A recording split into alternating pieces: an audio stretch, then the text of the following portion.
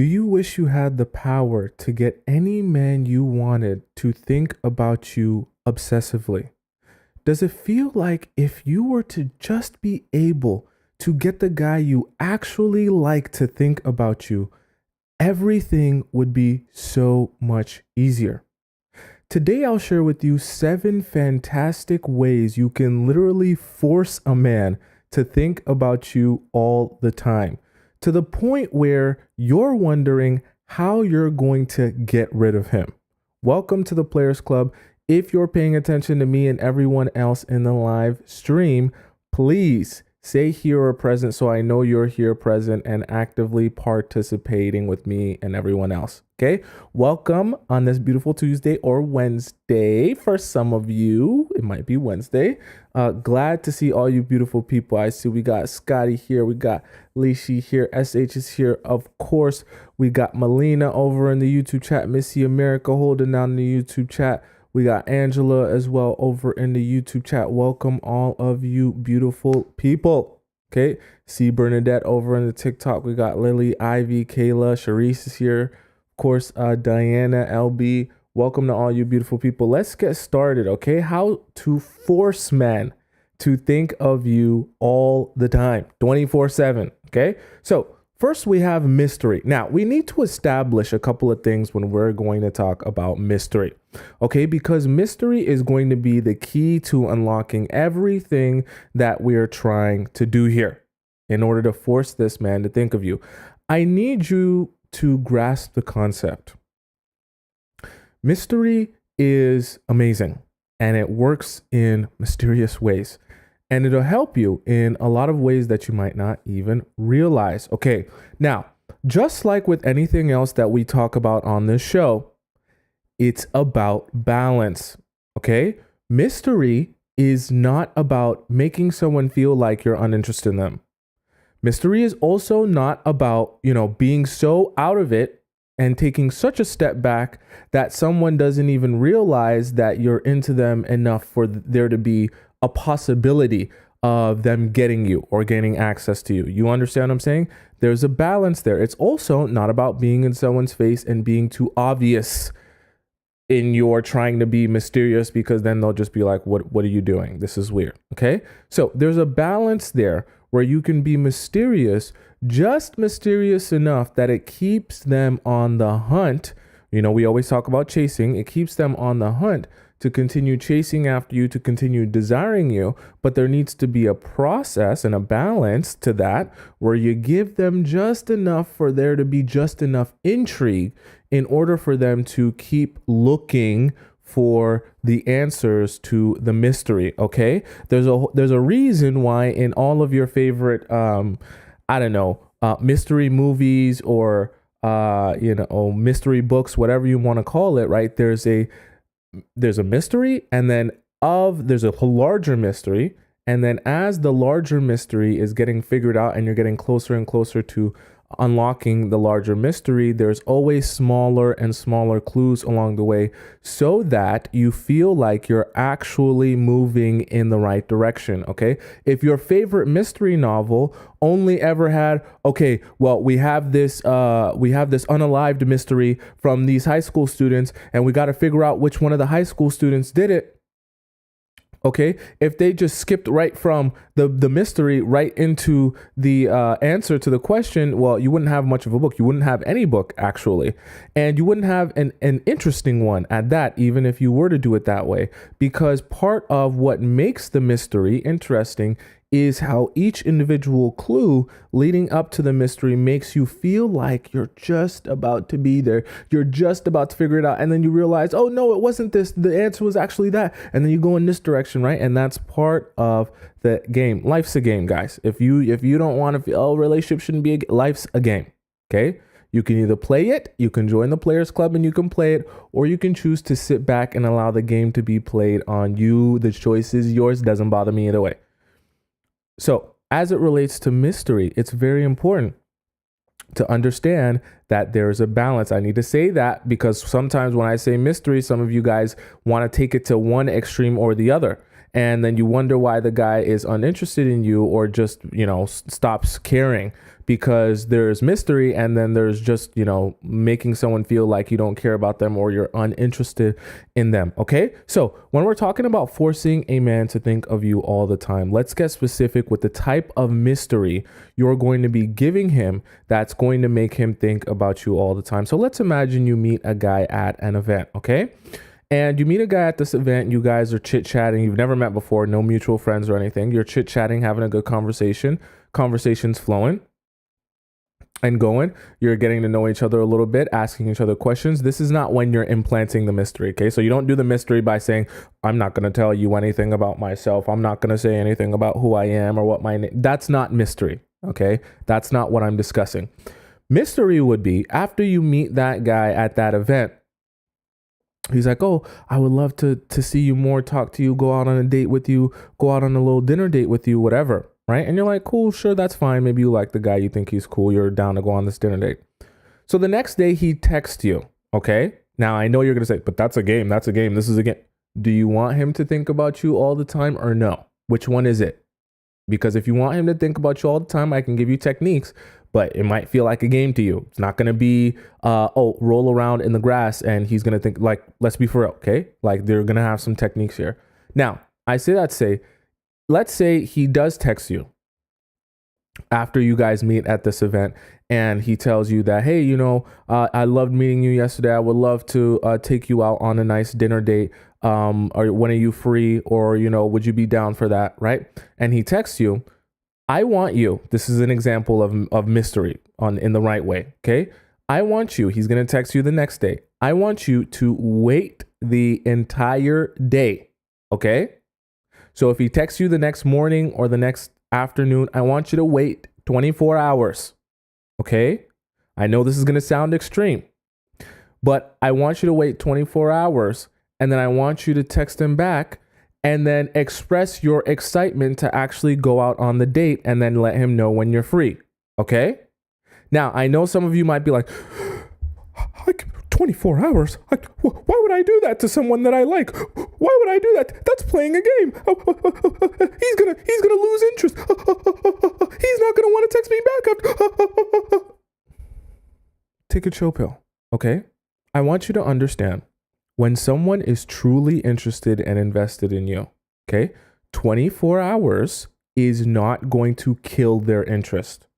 I need you to grasp that concept, because I know some of you have like a lot of anxiety, and then you have even more anxiety when it comes to a guy that you like. And that's the problem. I know a lot of you, right? I don't know you, but I know a lot of you are not ugly women, okay? You're attractive women, which means you can be attractive to men. Okay. So if you're not doing a good job of getting that man into you and pursuing you, all it's about is changing and adjusting your approach. And the problem with your approach is, yes, you're an attractive woman, but when you like a guy, your approach changes and becomes a little bit more, what's the word I'm looking for? Off-putting and unattractive, which makes him less attracted to you, which makes him chase you less, which gets you all the things that you don't want, okay? And what I'm trying to do is trying to help you understand how your approach might change when you like a guy, that you can purposely approach the situation in the relationship with the mindset or from the perspective of if you were to not like him, right? Because when you don't like the guy, that's the time when he likes you the most. So if you were to treat the guys that you do like you didn't like them, you get a similar result, right? You'd get them chasing after you. Okay, stay with me. So when I talk about mystery, let's say you don't message him for 24 hours, but when you do message him, remember, I told you mystery is about balance. So it's not about not texting him back for 24 hours. Then when you do text him back, you say, my bad, I was in the bathroom for 24 hours, right? That will communicate to him that you're actually uninterested in him and you don't actually want to go out on this date. When you text him back, right? You can even apologize for, oh, hey, sorry, I was doing this all yesterday and I was super tired, but I would love to go out on this date, right? and say, I would love to see you in person. I would love to get to know you more. I had a really good conversation with you, right? Express your excitement to go out on this date and that you feel the same way that he does. You want to know why you do that, right?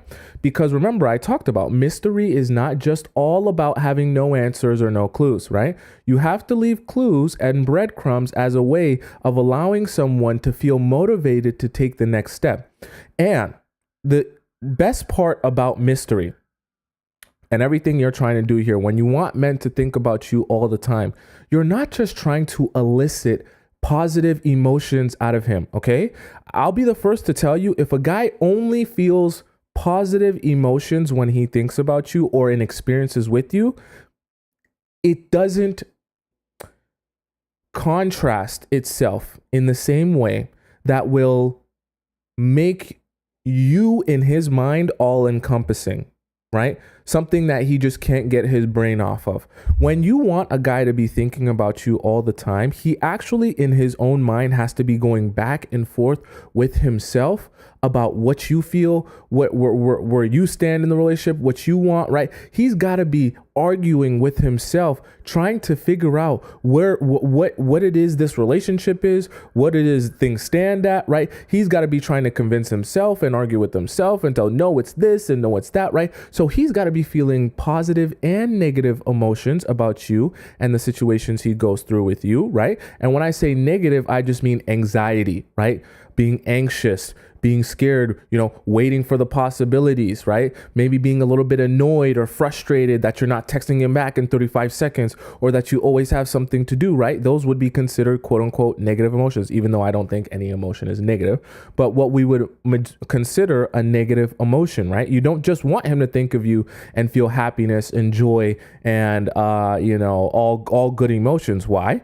Because what happens is if he's only feeling happiness and joy and all these positive emotions when he thinks of you, there's nothing to balance things out. Okay. So you can't experience joy unless you experience sadness, or else you won't even understand what the joy feels like. So if he's only experiencing joy with you, he'll be like this all the time.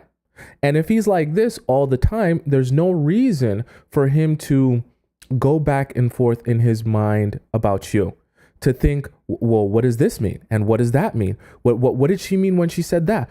Does she not like me anymore? Is she not into me anymore? Is she too, like, what's going on? Why isn't she texting me back? Why isn't she calling? Why isn't she?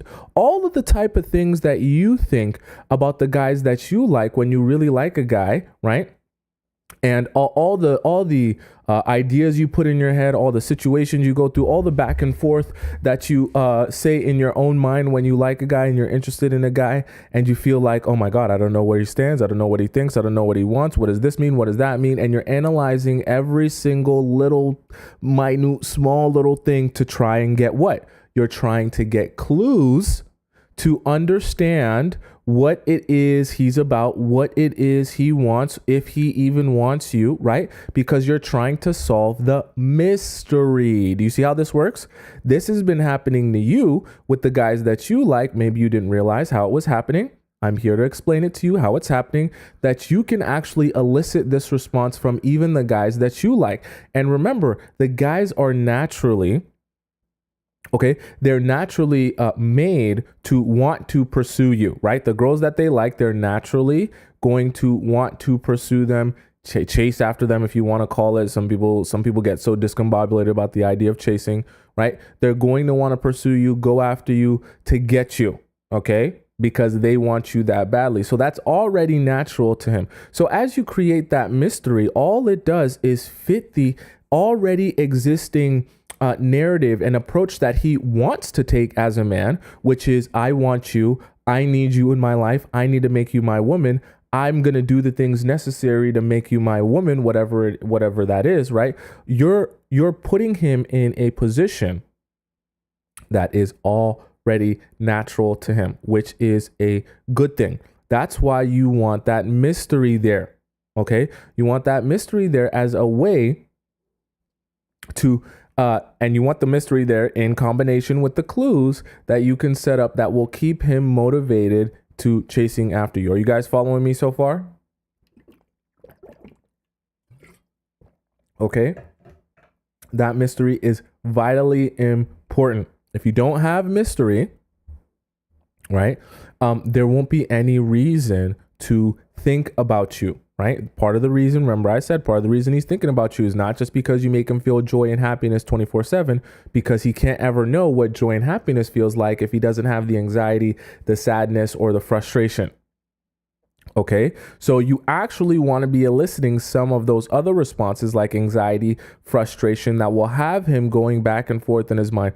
What does she think? What does she want? What does she feel? Why does she do this? Why does she do that? And he'll be analyzing every single one of your moves, your words, your body language, because he'll constantly be trying to find clues to solve his mystery of, does she like me or does she not? Does she want to be with me or does she not? Does she want this relationship or does she not? Right? That's his mystery that he's going to constantly be trying to solve. So everything that you're doing from here on out has to be toting the line of, oh, it's this, but no, it's that, but no, it's this, but no, it's that. Okay. And you see why I told you it's a balance. Because if you give him all of no, it's she doesn't want me, she doesn't want to be with me, right? And all of your clues point to that angle, right? Then he's going to say to himself, "Oh, well, that's the answer. That's the answer to the mystery, right? She doesn't want me, she doesn't want to be with me." So there's no more debate to have with myself. There's no more analyzing that I'd need to do with her actions or her words or her body language. I know that the answer is that she does not want to be with me. So I don't have to figure out any more clues. Vice versa, if he gets too much of, oh, the answer to the mystery is that she definitely wants to be with me. She doesn't think about anyone else. She doesn't want anyone else. It's all about me. She worships me. She won't look at anyone else but me, right? Especially at the beginning, he stops thinking about you the same way because he has all the answers he needs to his mystery. There's no need to search for all the different clues. There's no need to analyze a whole bunch of body language. There's no need to hang on to every single word. Think about this. I want to ask you guys a question in the live stream chat, and I want you guys to tell me if this is true or not. Have you ever been in a relationship or a situationship where you were trying so desperately to figure out you were trying to solve the mystery of, does this guy like me and actually want to be with me, that you found yourself hanging on to every single word that he says, every single text that he sends? You're analyzing every single little thing, trying to figure out, does this guy like me for real, and does he want me for real, or is this all fake, right? Tell me if you've ever been in a scenario like that, or maybe it's never happened to you. Maybe I'm just confused. Okay, where it's like every single little thing you're trying to grasp every straw. You're just trying to find a clue, and you're like, every clue you're just like, oh, but he said this and that must mean that, because you're trying to put everything two and two together. You're trying to take this clue from 3 months ago, from 2 years ago, and you're trying to implement into how it fits into this clue, and then you're analyzing this situation. You're looking on his Instagram and trying to analyze stuff with how he approached you and how he said this to you and how this matches up with this and that and this and that, and you're just you're going insane. Okay, but you're going insane, and what's happening? You're thinking about him more, and you're thinking about him more, and you're thinking about him more. Okay. I see someone said it's so exhausting. Nafasimi says it's so exhausting. Zay says yes. Sky says that's so true. I was always straightforward. I didn't leave a mystery because I don't like games. Okay. I'm glad that you said that, actually. Sky, right? It's amazing, because those of us that don't like games and are like, oh, I want to go into my relationships, I'm not going to play games because I just want to be straightforward and honest, and that's what people deserve, is my honesty and being straightforward. I'll just let them know exactly how it feels. That sounds cool and great in theory. It sounds good in a movie about a utopia on Earth. The reality is, though, we don't live in that utopia. And if you're too straightforward with people, especially the people that you like, and you are like, oh, well, I'm not going to play any games, I'm just going to be blunt about it, tell you exactly how it is, especially as a woman, what's going to happen is those men are going to lose interest because the desire is not there, because the mystery is not there. They don't get to be able to put their attention on pursuing you, trying to figure out more about you, trying to get you into their it's a vicious cycle. Like, I want you to understand, right? Queen says, what's a utopia? A utopia, like UTIOPA, right? UTO Utopia. Yeah, utopia. Someone spell it out in the chat for her. Okay, you can search it on Google. Search the definition. Okay, a utopia just means a perfect world. Okay, so and the reason I say that is because you have to understand what's ingrained in us as human beings, right? Is that desire to figure things out, right? And how our attention will always go to the thing that we can't quite figure out or understand, as opposed to the thing that is straightforward and obvious. Okay, I want you to imagine a scenario in which let's say I asked you guys this before, but let's say in this hand I have my Aquaphor chapstick, and let's just say for the sake of argument, in this hand I had a huge large box. Let's just imagine this was a huge large box, a black box, and it's got 10 locks on the box. Okay, you got a huge large box in my other hand, and I ask you if you had to guess, right? I say, I got this in my hand, this Aquaphor stick, and I've got an item sitting inside this huge black box. Which item, if you had to guess, I forced you to make a guess, which item do you think is more valuable? The Aquaphor stick that's sitting in my hand right in front of you, or whatever is sitting inside this huge black box with a whole bunch of shiny silver locks on it? Which one would you guess was more valuable? Okay, I see some people saying in the box, right? What's the stick? It's an Aquaphor stick, like a chapstick, like chapstick, just out of Aquaphor. Okay, it's literally chapstick, right? SH says, what if the box is empty? You can't see into the box. The box is a huge, big black box with a whole bunch of locks on it. You can't see into the box. So you have no idea what's in the box, okay? And I ask you, what do you think is more valuable? Right? Naturally, of course, like everyone's saying in the chat, right? The box, I would think that the box is more valuable, right? And the crazy part about this box in my hand is that the item that's actually sitting in the box could be even less valuable than this chapstick. I could have a penny sitting in the box. I could have a piece of lint sitting in the box. I could have a piece of my hair, my DNA sitting in the box. Don't think of it in a weird way, okay? Sitting in the box. Something that is completely useless to you, that you don't care about and that doesn't matter, okay?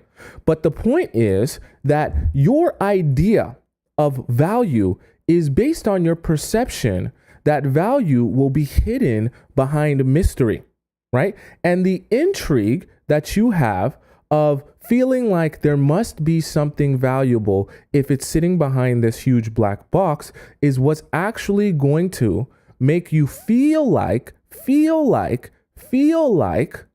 what's in here is so valuable that it's even more valuable than anything I could offer you in this.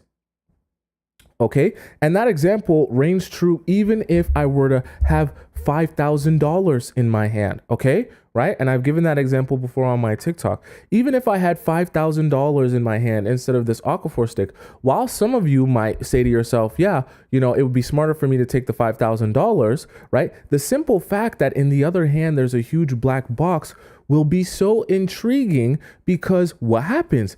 The mystery, you can project anything you want onto the mystery, right? That's the amazing part about the mystery, is that you don't know what's truly in here. You don't know what truly exists, right? In this black box. You don't know you don't know if it's valuable. You don't know if it's valueless.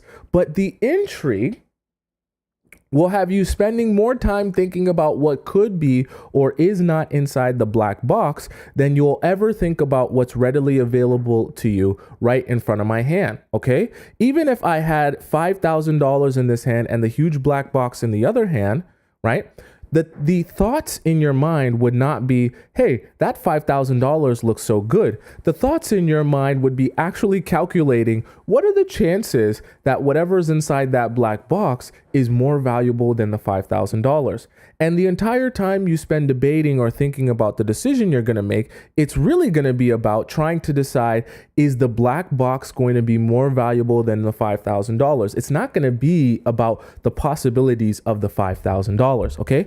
And I say all that to say mystery can be such a powerful thing when you use it correctly, right? When you use it correctly, and also lay down clues that allow the mystery to continue being interesting enough to continue to pursue the answer to your question. The same way how we just talked about earlier, when we're talking about vice versa, when you're in a situation where, when you're in a situation where you're literally like fiending, hanging on every single little text, just going over everything he said. Oh my God. So he said he is busy.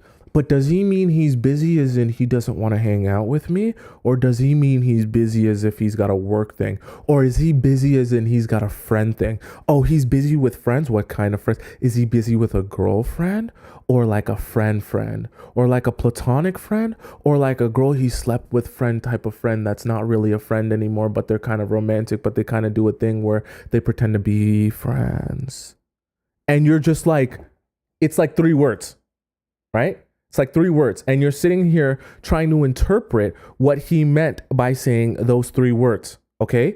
And it's the same addiction that you feel when you're trying to figure out, what does he feel? What does he want? What does he think? What is he? Well, what is this? What is that? Why did he act like that? Why did his left eye twitch 3 times? Does that mean that he's lying? Does that mean that he hates me? Does that mean that he's trying to play me? Does that mean that he has a girlfriend?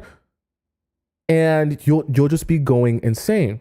But you can elicit that same emotion out of other men if you just hold your water and keep the mystery going just enough that he continues to want to know the answers to more and more things. So in the example I gave you of you meeting a guy at an event and then he texts you the next day because he's super excited, you guys had a great conversation, and you wait 24 hours to message him, right? During that time that you don't message him back, he's going to be thinking to himself, put yourself in his shoes. He's going to be thinking to himself, oh my God, she's not into me. She doesn't like me. Or maybe she gave me the wrong number. And then he's going to be saying to himself, oh, I'm such an idiot. She gave me the wrong number. And the whole time I thought she was into me, but the whole time she really wasn't into me. She was really just placating me, and just because it was an event, and probably just because we were at the same event, she was probably bored. She probably just talked to me just because I was the only person there talking to her. And I probably was just acting like a complete idiot, just continued yapping. And she probably wasn't even listening. And then he'll start analyzing everything that happened in that event when you guys were talking. He'll think, oh, and when I was saying this about my mom or my brother, she started looking away, and oh my God, I'm so stupid. I started talking about my brother and she clearly wasn't even interested. Bro, you're so dumb. She doesn't even care. This is all happening in the process of the 24 hours that you don't text him back. All of that anxiety is building, right? All of his thoughts are going towards, oh my God, I need to figure out this. And he's debating himself, right? Over analyzing everything that went on in that one single event. And all of a sudden, you've turned the process of meeting you from a 30-minute, meet and greet or, just conversation, and you've turned it into like a 12-hour thing. Actually, you've turned it technically into a 24-hour thing, right? Because every moment that's passing by that you don't text him back, he's going to be thinking, going back with this and going back with that. And so what is he thinking? He's reminiscing back on the time of meeting you. He's reminiscing on what it felt like, what you smelled like, where your eyes went, what you talked about.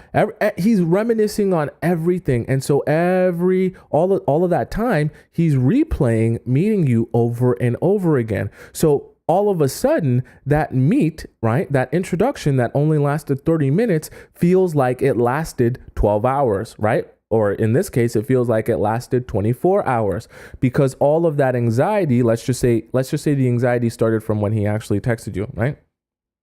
All of that anxiety that built up from texting you and not getting a response back is making him reminisce on the situation more and more and more, and trying to figure out, okay, what does she want? What does she think? What is this? What is that? What is this? What is that? Right? And all of that leads to the mystery. Okay. For those of you say that it's glitching a lot on TikTok, just head over to YouTube, because for some reason on YouTube, they never seem to have any glitches. YouTube just be going like easy as hell. Okay. So keep that in mind. The mystery is so important. You do not want to be in a situation where you give a guy no mystery. Because remember, even in the example I gave you, as soon as you text this guy back, right, the moment you text him back, what's going to happen? He's going to after all of that anxiety, he's down in the dumps, he's low like this, he's going to be like, damn, what did I do? What did I say? Right? And you text him back, he's going to be like, oh my God. Oh my God. She texted me back. Like, and all of his anxiety is going to be relieved in a moment's notice, right? Because you just texted him back and all you did was text him back. But it feels much bigger and it feels much more important and it feels much more just large and impactful, even though all you did was meet him and talk to him for 30 minutes. And now you texted him after 24 hours later after meeting him. But all of that roller coaster of emotions that he went through up until the point that you actually that you actually texted him back is made him think about you this entire time, as opposed to you being so excited and ecstatic that, you finally met a guy that you like. And let's say before he even gets the chance to reach out to you the next day, you're the one texting him saying, hey, I loved yesterday. I just want you to let you know that I really loved talking to you yesterday and all this good stuff, right? Like by the time he even wakes up in the morning, you've already texted him that because you're so excited to meet him and you're so happy about meeting him, right? And what's going to happen? The opposite of mystery. So as soon as he wakes up and he sees your text, yeah, he'll feel good that you liked him and that you were into him. But what also happens is he spent 24 less hours reminiscing on you and the situation. He might think about how good it was for a little bit, but after a while, he'll be like, cool, that was cool. I know she likes me. I know she's into me. I don't really have anything in my mind to debate about. You understand? Joining the Players Club is understanding how you can manipulate positive and negative emotions and how both of those work in your favor. Okay. It's not just about getting people to love you and like you all the time. It's also being strategic about when to give, as crazy as it sounds. It's also about being strategic about knowing when to give people anxiety, knowing when to detach yourself from people, knowing when to take a step back, that people will begin to feel their own individual anxiety about you and towards you and come chasing after you, especially for you as the woman. That's already going to be natural to most of the men that you meet. Well, the heterosexual straight men that you come across. Okay. So it's not going to be very hard for you to do the actions that elicit that particular pursuit response from men. So does that make sense to you guys so far? Let me know also in the TikTok chat if it's continuing to glitch or if you guys are better now. Okay. Very important that we understand that. So mystery was number one. How to force men to think of you all the time. Mystery was number one. Number two, we have enchantment. Okay. I want us to have a good, solid conversation about enchantment. What do you guys think? Tell me in the chat. What do you guys think it means when I say enchantment? I've talked about this before, but this is probably the first time it's actually been its own subtopic in what we're discussing. Tell me what you guys think it means in the chat. What do you think it means when I talk about enchantment? What do you think that means? Okay. I want to know what you guys think that means. I see you guys saying it's better in the TikTok chat. Okay, so that's good. I'm glad. Okay. Batia says to be charmed by you. Okay. Rosie says being in awe, wowing someone. Kimba says mystery. Missy America says charm. Brenda says creating desire. Okay. Scotty says not really sure. Well, I'll explain it to you in just a second. I just want to see where you guys are at. Goddess says to attract someone. Okay, surprising someone I see. All right. A magical experience, Rosie says. Okay, so let's, like we casted a spell on them, Melina says. Okay, let's talk about enchantment. Enchantment is everything you're trying to do here, okay? When you want a guy to think about you all the time. We talked about mystery, and mystery is great. In combination with the mystery, you want to be focused on the enchantment.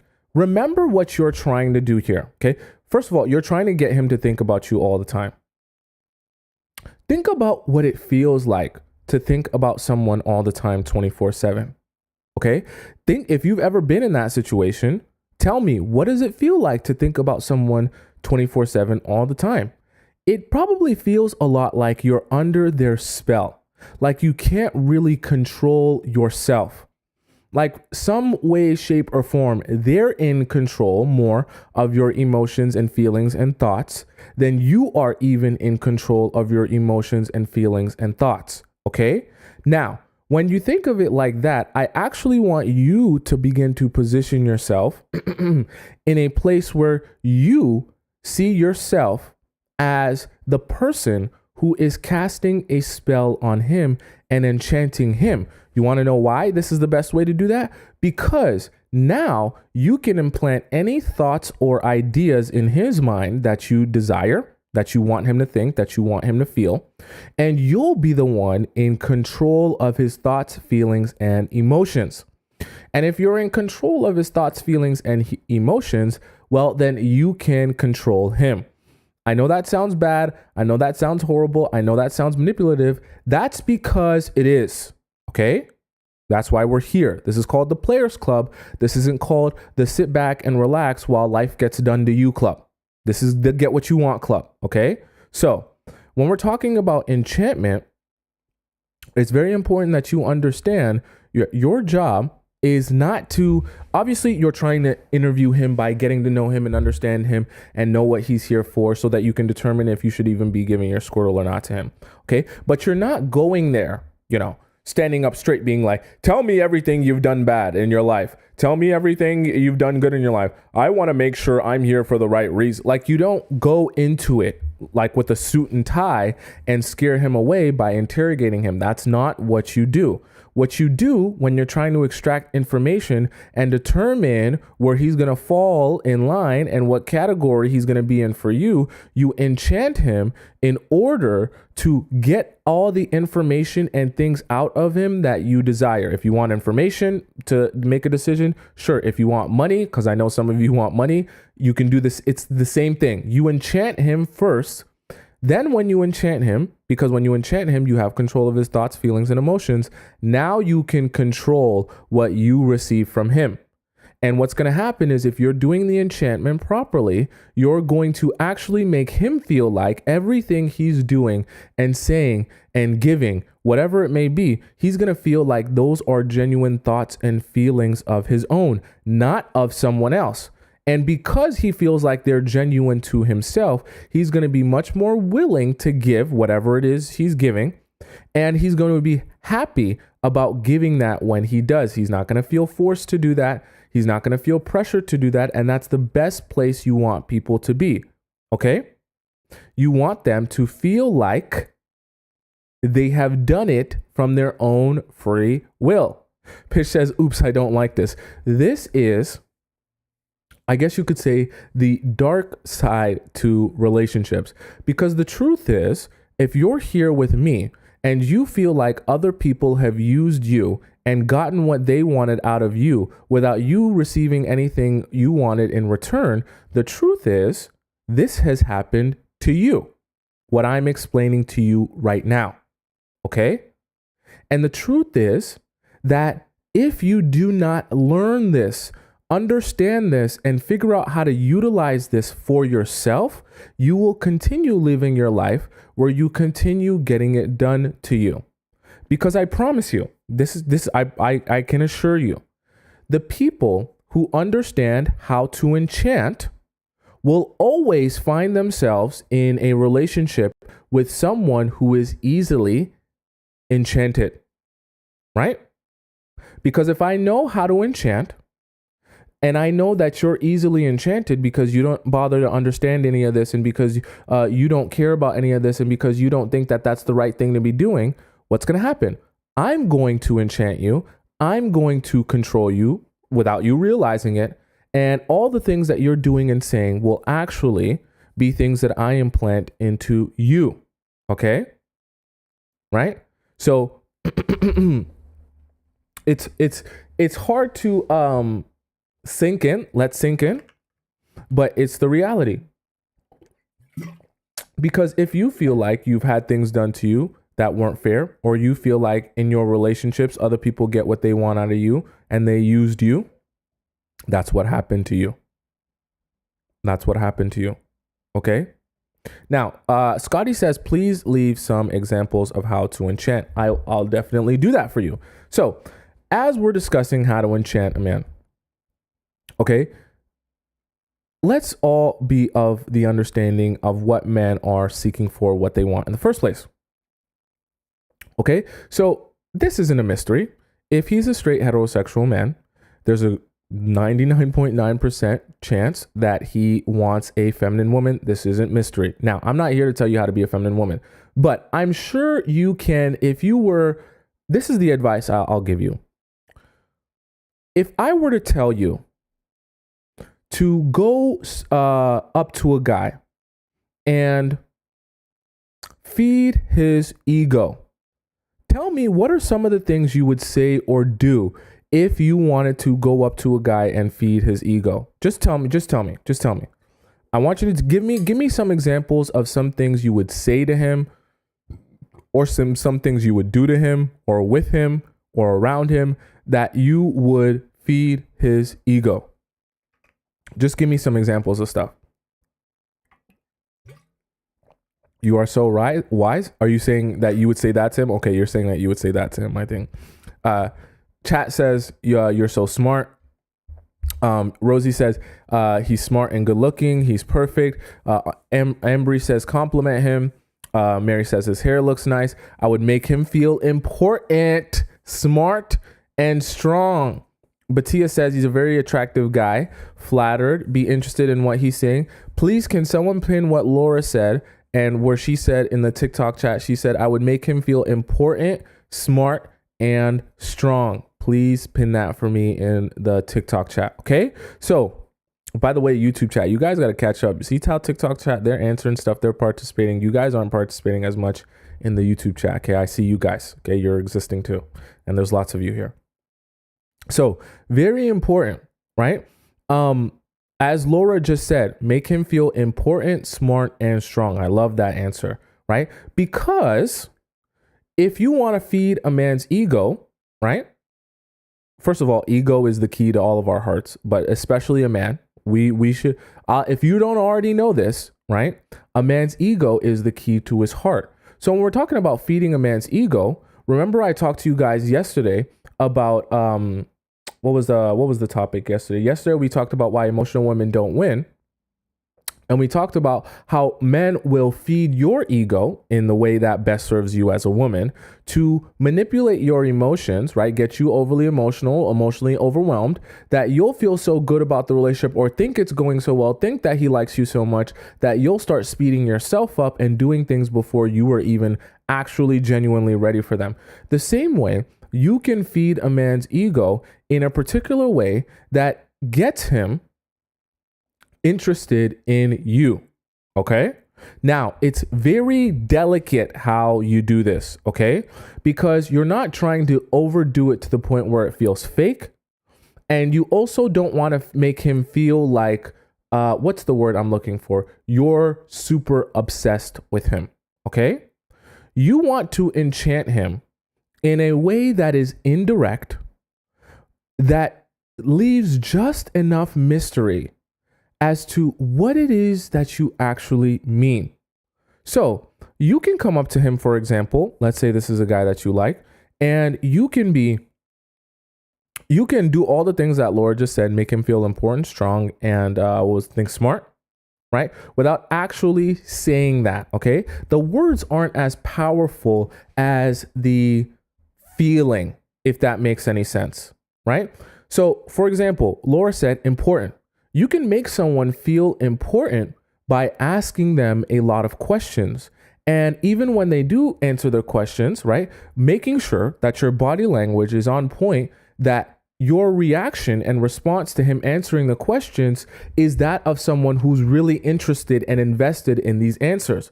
Right. So if he's telling you, if you're like, oh, so can you tell me about your last relationship? Like, how did it go? You said you dated that girl for 4 years. Like, what was that like? Like, what did you guys go through? What were some of the ups and downs? And as he's talking, just like, wow, I've never met someone who's done something like this.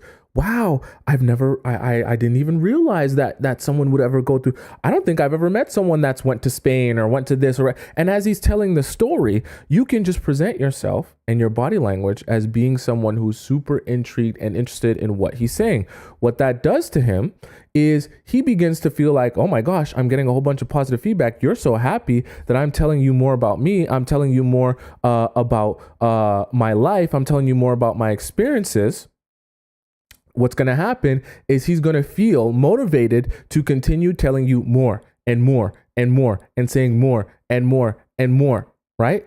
And sharing more and more and more. And that is good for you. And the more you make him feel, this is making him feel important, right? Because you're discussing with him, or you're allowing him to tell you about him, and you're presenting yourself as being interested in everything that he's saying, that he feels important.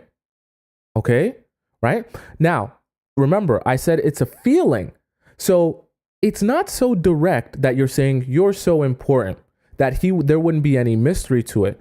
But it's a feeling that he can go back in his own mind and say to himself, damn, when I was talking to her, she was like really invested in the conversation and she was asking me a lot of questions. Was it because she was really into me, or maybe I'm just tripping, right? It's just enough to give you a feeling, right? But not enough to be a total confirmation. Does that make sense to you guys? Right? Does that make sense to you guys? Ivy says it works easier with people that have unhealthy egos. Actually, I think it works with everyone. Okay.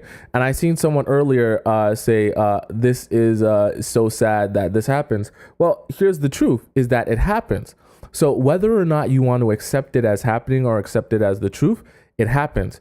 And if you're moved by this, or you feel like there might be something to this, then there's a chance that there's actually something to this. If you feel like I'm just talking a whole bunch of BS, maybe I'm just an idiot.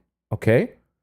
But in reality, if you want to continue ignoring this, then you're probably going to end up as frustrated as you were when you first got here. Okay. So very important, right? Enchantment is a feeling. It doesn't have to necessarily be direct actions or words that tell him, hey, I like you so much. Hey, I'm so into, right? It's a feeling. And enchantment is also about playing into that mystery, giving him feelings of, oh, she's interested in me. Oh, she likes me. Oh, she's this. Oh, she's that. But then also making him feel like, oh, but she's too busy for me. Oh, but she doesn't text me back. Oh, but she's cutting our dates short. Okay. Another way to enchant a man. Okay. I'll give you some advice because I know you guys want direct examples. Another great way, Angie talks about the black cat theory. I'll have a whole nother discussion and live stream show about the black cat theory from a man's perspective, because I see that's growing a lot of popularity. Okay. But when we're talking about enchantment, another great way to enchant a man, and I've said this to you guys before, you want to give him a lot of, we're going to get to quality as well. You want to give him very high quality when he spends his time with you. And you purposely want to cut that off after a period of time. What I mean by cut that off is you don't ever want to overstay your welcome. Okay. And you always want him to feel like he gets high quality versions of you, whether in conversation, in meeting you and spending time with you, right? That are so stimulating to the senses and the emotions, but it happens for such a short period of time that all he can think about when he's not with you is being with you again. That's part of the enchantment. And so a great way to enchant a man is to constantly put yourself in a position where the time he spends with you is so stimulating mentally, physically, emotionally. I don't mean mentally by using your hands, mouth, or insides. Okay. I just talk about like physically, just in a three-dimensional sense, right? It's so stimulating that he begins to long for and wish for the next time he can spend time with you. He begins to long for and wish for the next time he can speak to you, talk to you, call you, right? Hang out with you, take you out on a date. And the enchantment, it becomes like a spell cast upon him that he can't do anything but think about when he's going to be with you or see you again. Are you following so far? Are you guys following so far? Leslie says, you're right about this. I came off as obsessive and backed off a little. Now he shows much more interest. See how that works? See how that works? Right? Leah says, I like this. How do you react if he crosses your boundaries? If you have a personal question, make sure you go and ask it in the Discord if you have a personal situation. I've also answered things like that in previous live streams, so you got to check out some of my previous live streams, okay? But go up in the Discord if you have a personal situation, okay? The Discord link is in my TikTok bio on my profile, and it's in the bottom of the description as well. Okay, so as it relates to enchantment, are you guys understanding that, or do you guys have any more questions? I know that enchantment can be a little bit of a confusing one where you're kind of like, I'm not really sure what you mean still. I'm not really sure what you mean by casting a spell on him. Okay, remember I just told you guys how feeding a guy's ego is a great way, right, to get him the same way you can get him emotionally overwhelmed and stimulated, right? And you can be controlled by your emotions when a guy is boosting and feeding your ego is the same way you can do to him. Right? Deb says the Players Club to Zen, oh my God, cut it off in the beginning, but walking through life in due time, I would think. I hope so. Okay. When should you starve his ego, Goddess says? That's a great question. My advice to you is to, right? Part of the enchantment, I'm actually glad that someone says, how long does the enchantment last? Forever. Okay. That never stops. Part of the enchantment also, remember, like I said with mystery, is never making him feel like he's getting too much of something, that the clue is all pointing in one direction. That's why I started off with mystery. Your favorite mystery novel or movie would not be interesting if all of the clues pointed in one direction and only gave one possible answer to the situation. Okay, I don't know how many of you have watched 13 Reasons Why. I think it's season 3 or 4, right, where they have the unalive mystery of one of the students at the school. Not the first season. I'm talking about the unalive mystery that happens at, I think, through season 3 or 4 at the school, where they're trying to figure out who did it. Okay, and throughout the season, right, much the same with all these other unalive mysteries, throughout the season, each episode is pointing to clues that would lead you in a different direction and make you feel like it was a different person, right? And that's the whole fun in the mystery, is having to pick up all of these clues and all of these puzzle pieces, seeing how they fit together, figuring out what the most logical and realistic answer is, and trying to get somewhere in terms of solving your problem. And the reason I give that example is enchantment is the same thing, right? You don't ever want the enchantment to be all of one clue. You don't ever want the mystery to be all of one clue, because all of one clue will only point into one direction. You want the mystery, even of the enchantment, to constantly be of, does she want to be with me or does she not? Is she into me or is she not? Why do you think we as humans created that silly little thing that we do where we pick flowers off of a stem and say, she loves me not, she loves me not, she loves me not, she loves me not? Because the mystery, the back and forth is so addicting. It's addicting, right? To not be sure enough to know for sure. That is what will get a man thinking of you constantly, right? That unsure feeling, right? Someone said it's a daisy. Some people use daisy. Some people use, I don't know what else people would use. Okay, right? And it just becomes addicting. That is part of the enchantment, the addiction, the spell, right? Because here's the thing. Once you have a guy, that addicted to the she wants me not. She loves me not.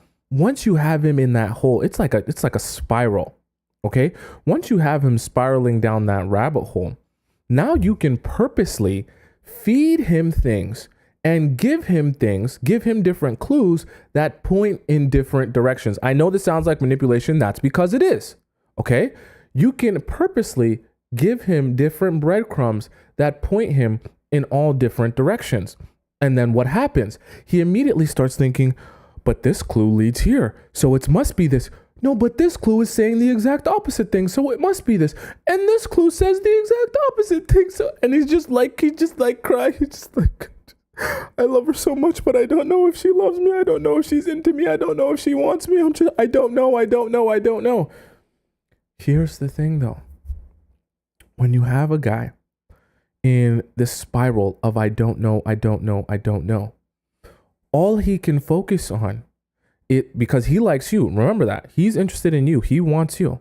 So all he can focus on is trying to do things to get you to like him, that you can be giving him constant responses and clues that are in line with the fact that you like him.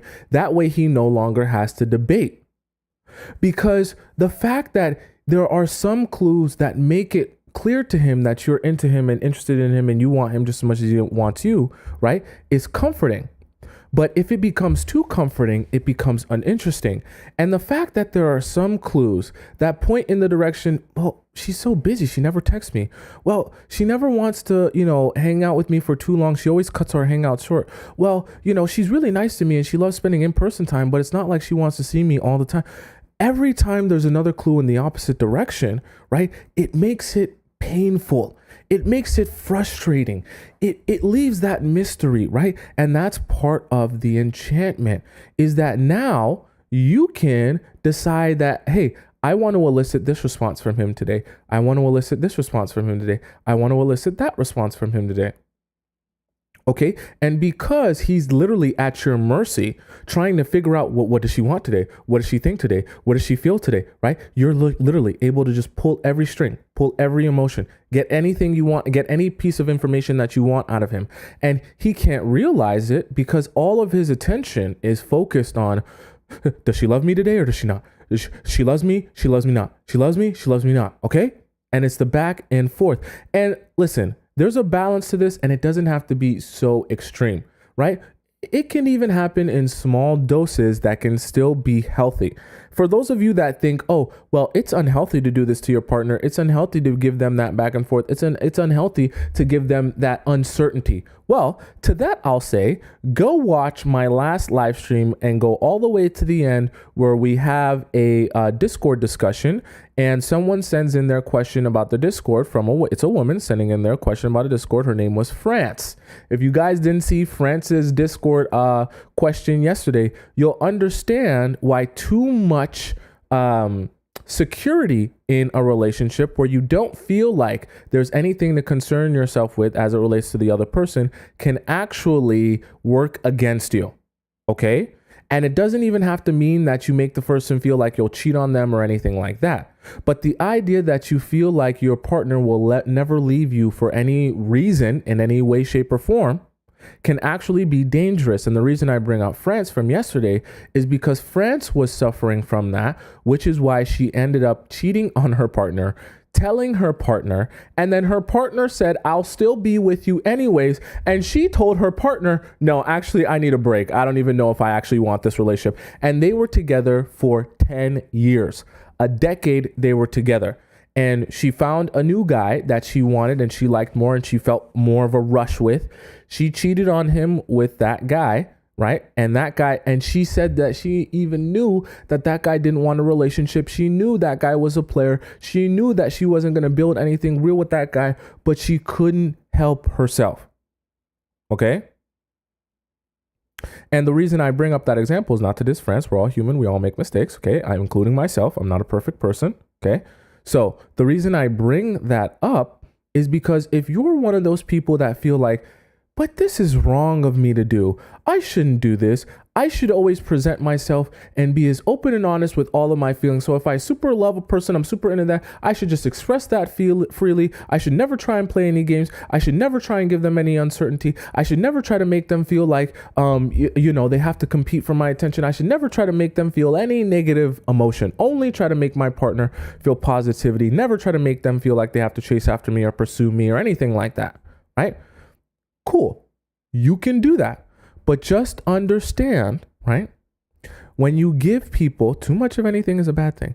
When you give people too much security, sometimes, I won't say every time, but sometimes it leads to discontent. Because your partner begins to feel like there is nothing left to work for. And their security turns into discontent because they feel like they don't even have to do anything in order to earn your love.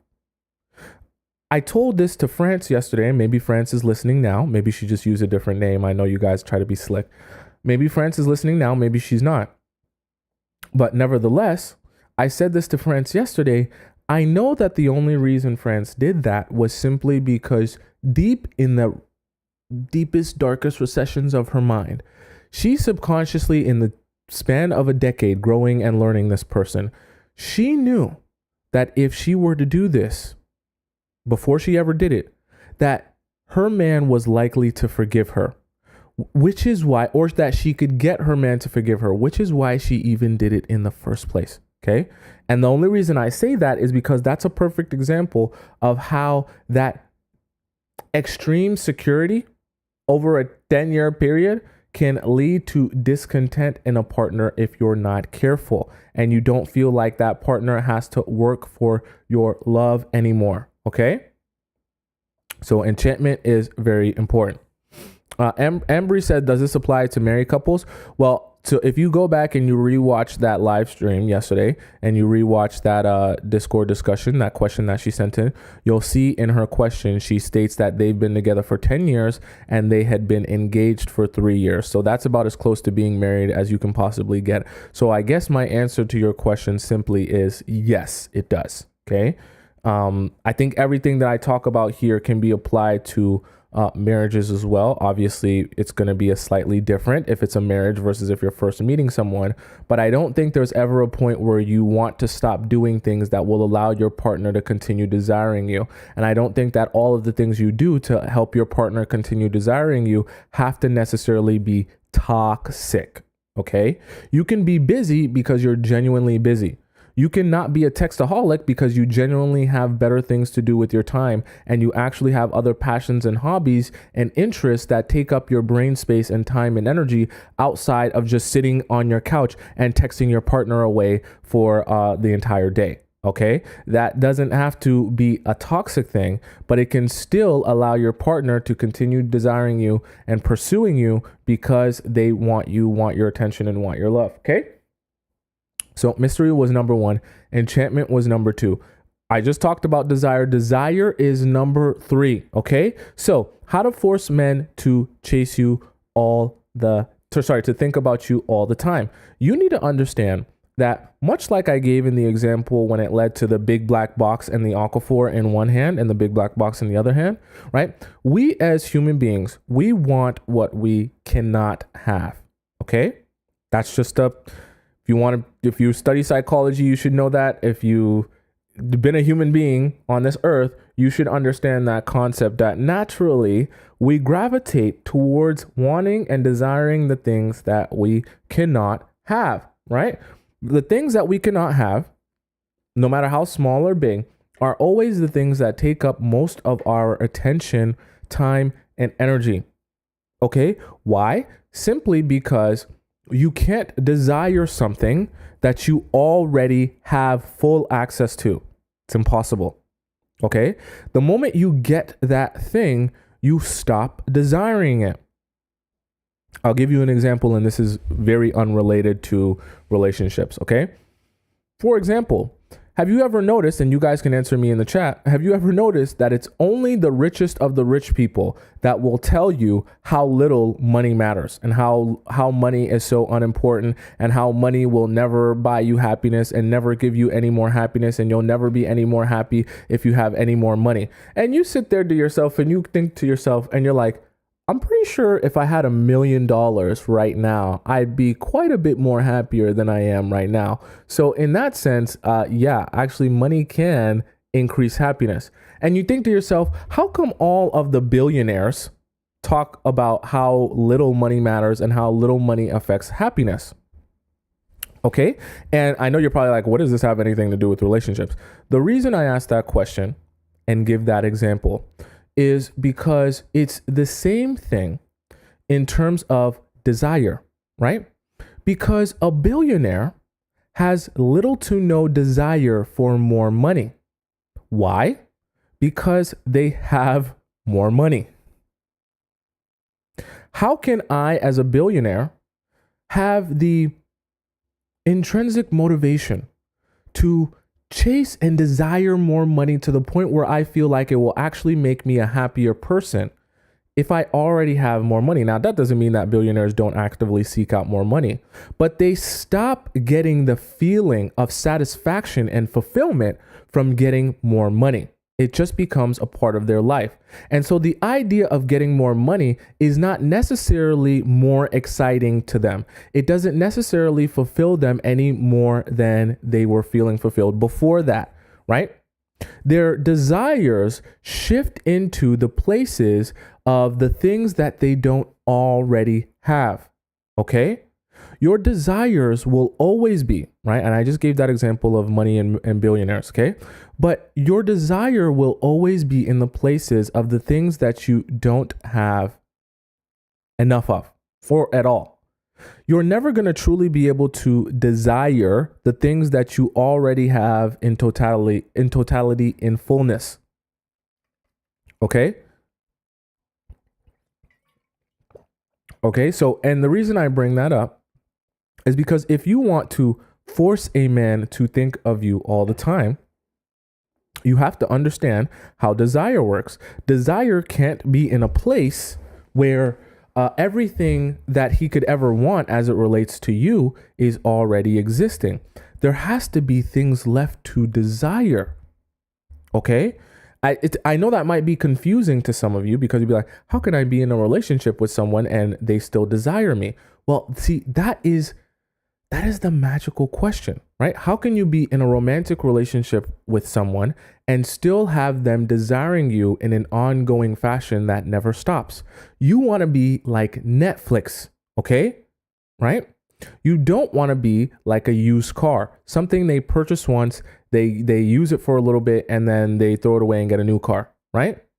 You want to be like a Netflix subscription where every month he is continuing to desire you over and over and over again. However, if you're going to do that, you have to be cognizant.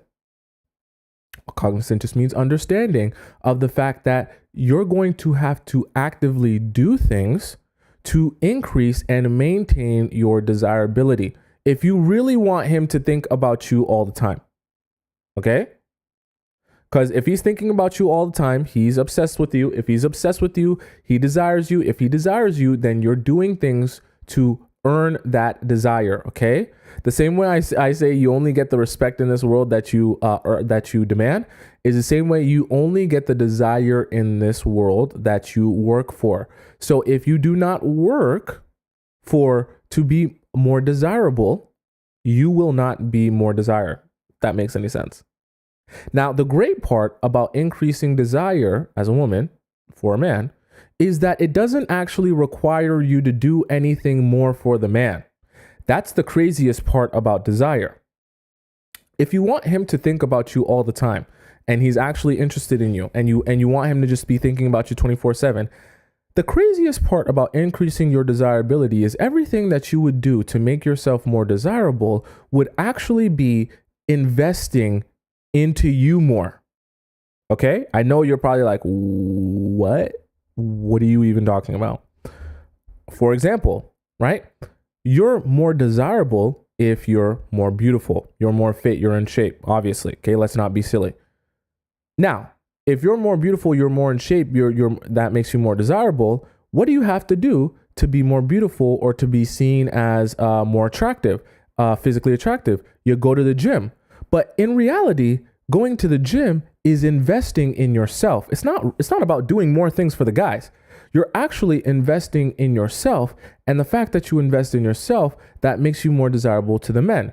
The same way, okay, if you take care of your skin, you're investing in yourself, but you become more desirable to the men. If you have other passions or hobbies, right, you're investing, that takes up your time and energy, you're investing in yourself, but now all of a sudden the men want to chase you around because they don't get enough of your time and attention, and they want to show you how they can be the man for you, and they want to show you that they can take you out on dates and woo you and wow you and get you to pay attention to them and be with them because you're so focused on something else that they feel the need to pursue you and chase after you. You understand what I'm saying?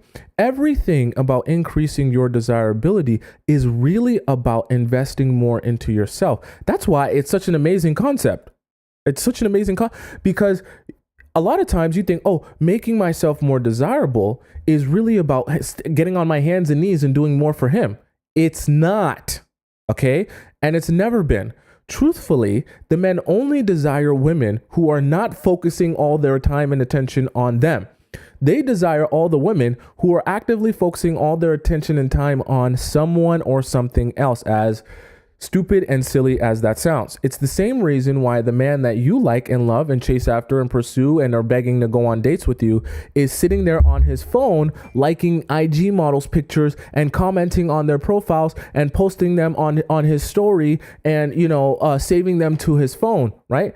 It's the same thing. It's the same reason why the man that you like is whacking off to OF models and sending them a whole bunch of money. And he can't even take you out for a nice dinner. Right?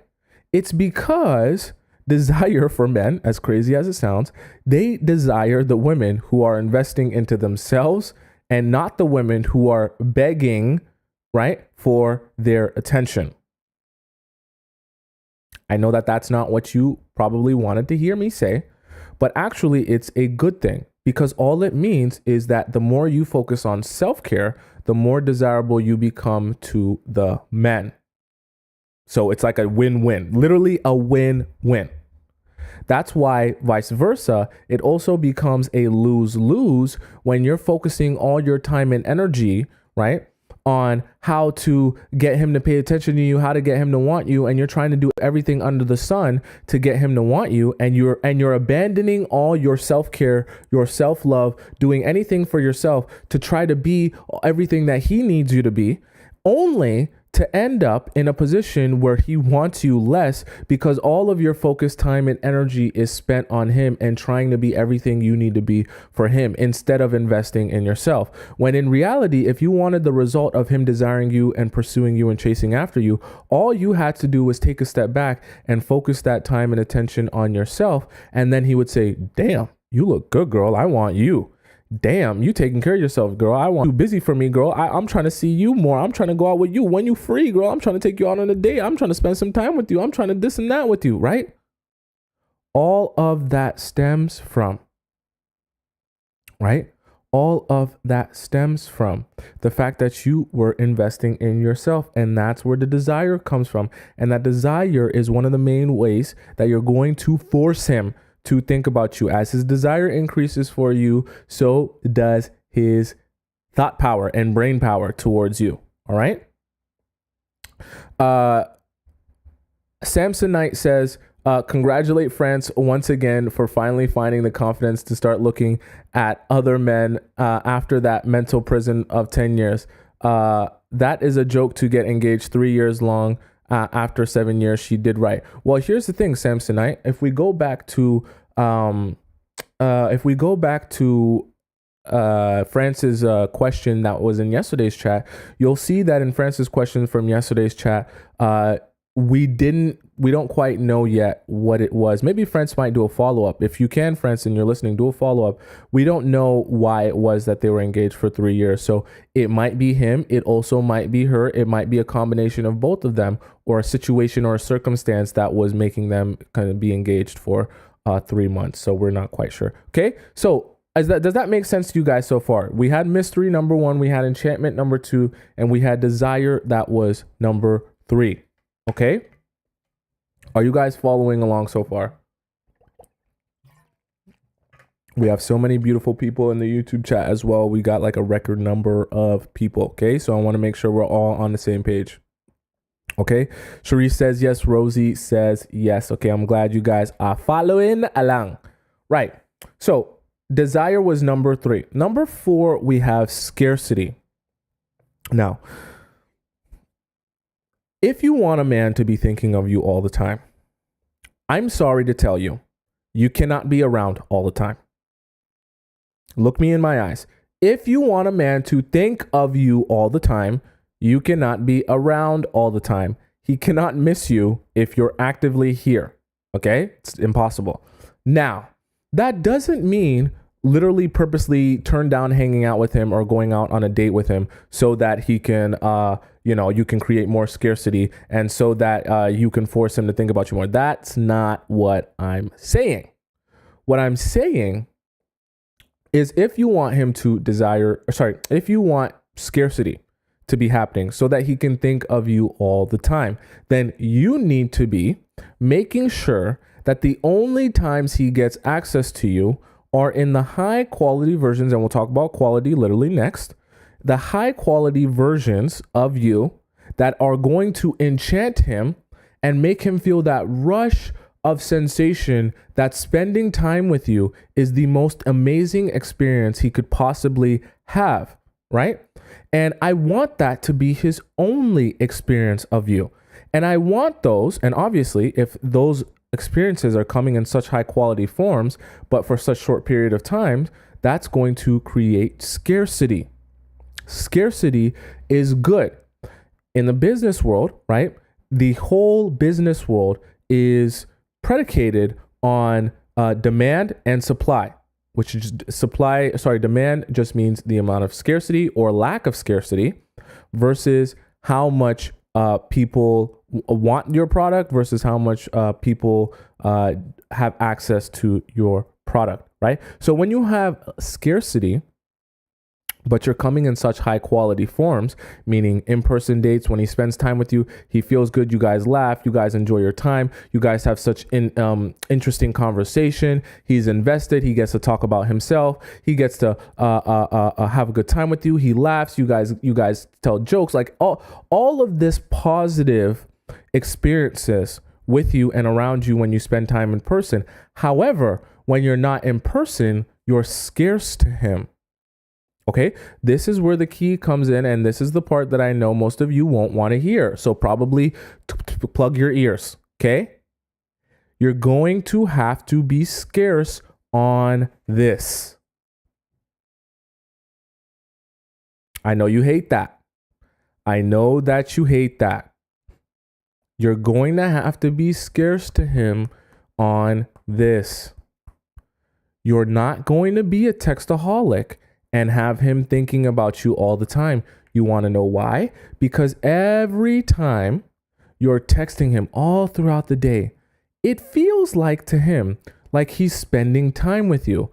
The problem with that is he's not actually spending real time with you. But it's coming in a very low quality form where he doesn't actually feel like you're scarce to him.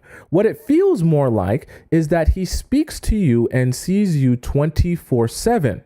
How can you possibly be scarce if he sees you and speaks to you 24/7? You can't possibly be scarce.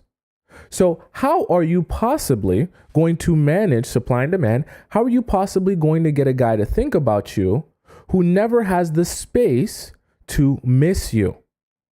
Okay? Because I know it sounds counterintuitive. You're thinking, well, if he's texting me all the time, he'll be thinking about me. No, he won't be thinking about you in the way that actually increases his desire for you and increases his yearning to be with you and spend time with you and want to be around you, right? You're actually going to have him thinking of you in ways where he's like, well, I text her 24/7. So I speak to her 24/7. So there's never an off period. So if there's never an off period, think about Would you be able to miss someone if you spent 24 hours a day next to them? No, actually, you'd get sick of them after a while. Okay. If you spent all 24 hours of a day just in the same place in the same room with someone, okay, you wouldn't be able to miss them until they are gone, until they are scarce. Now, like I said, there's a balance, and it doesn't mean that you have to not see him or purposely not hang out with him or anything like that. All you have to do is make sure that the low quality forms of spending time with you or being around you are the times where you are the most scarce, because those low quality forms of communication and getting to know you and spending time with you are only going to serve to your detriment, right? Embry says, wow, you need a lot of self-control not texting, right? I know. And maybe one day, I talk so much about texting, maybe one day we'll do a whole show exactly on texting etiquette to get a guy, to really be interested in you. If you guys want that, let me know, okay? Right? Because there's a specific etiquette that you can use to be scarce while still being interesting enough that he continues to want to get to know you and take you out on dates. Because remember, you want to get him to think of you all the time. Why do you want him to get him to think of you all the time? Because you want this guy to like you. You want this guy to love you. You want this guy to be interested in you. You want this guy to pursue you. You want this guy to chase after you. Okay? You're trying to build a relationship with him, right? Which means you got to go out on dates. You got to spend in-person time together. Okay, so it's not necessary for you to be doing things that make it easier for him to not want to spend time with you. Okay, I know you think texting him more will make him want to spend more time with you, but it actually does the opposite, right? It makes you less scarce to him, that he doesn't feel that void of not being around you and not speaking to you, that he actually feels the need to see you in person. Rosie says, what if it's long distance? It's the same thing, right? Obviously, you're not going to approach it the exact same way, but I want you to think, if you were in a long distance relationship and you truly rarely got the chance to speak to that person over the phone, what would you be forced to do if you wanted to continue that long distance relationship? You would be forced to make a plan to go see that person in person. You would be forced. Because if you didn't do that, there would be no other option of communication. This is the thing. Some people's long distance relationship is different, but I want you to understand that's the mistake that a lot of people are even making, even in the longest relationship or even in the short distance relationship, right? Is that they don't realize, especially you as women, you don't realize how that constant communication over the phone can actually kill his desire to feel motivated that, hey, if I don't see her in person, I don't get access to her.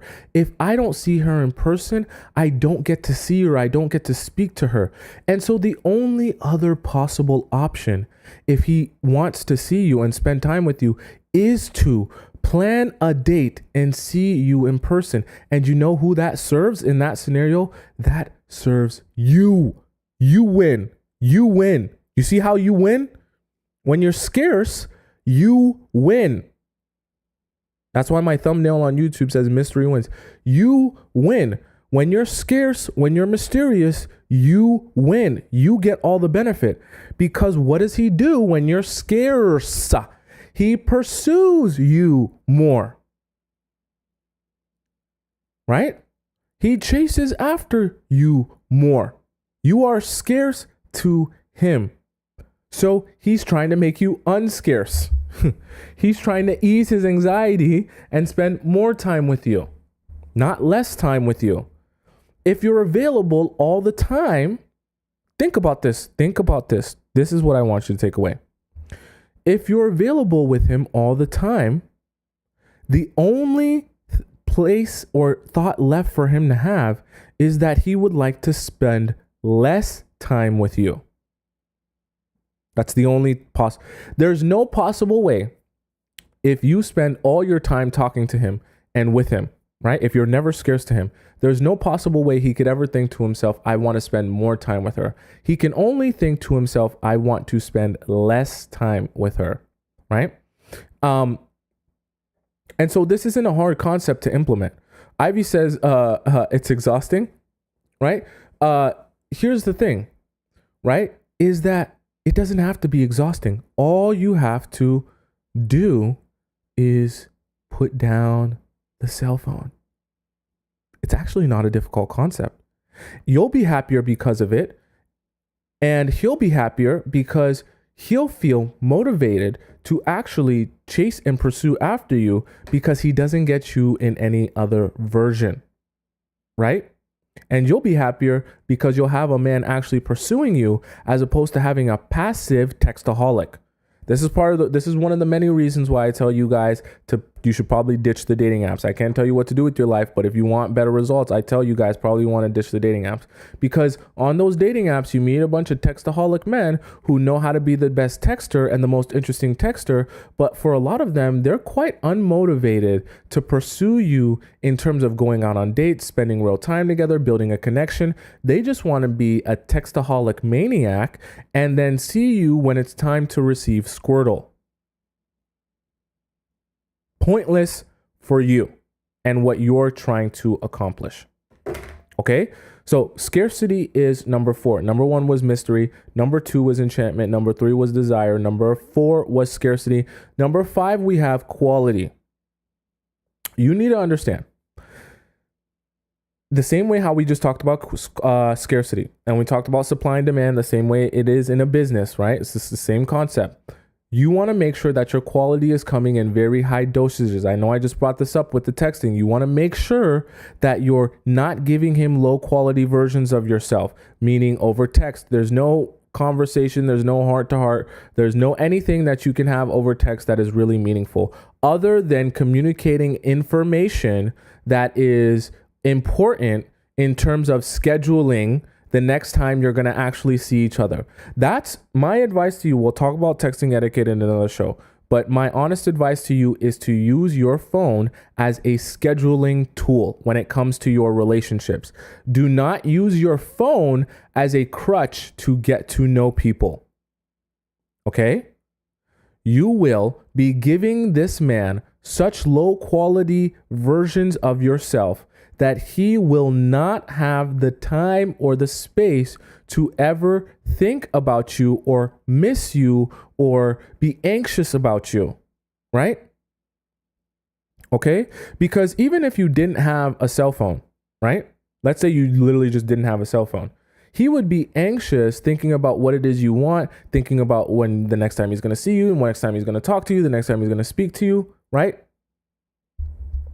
And that's a good thing.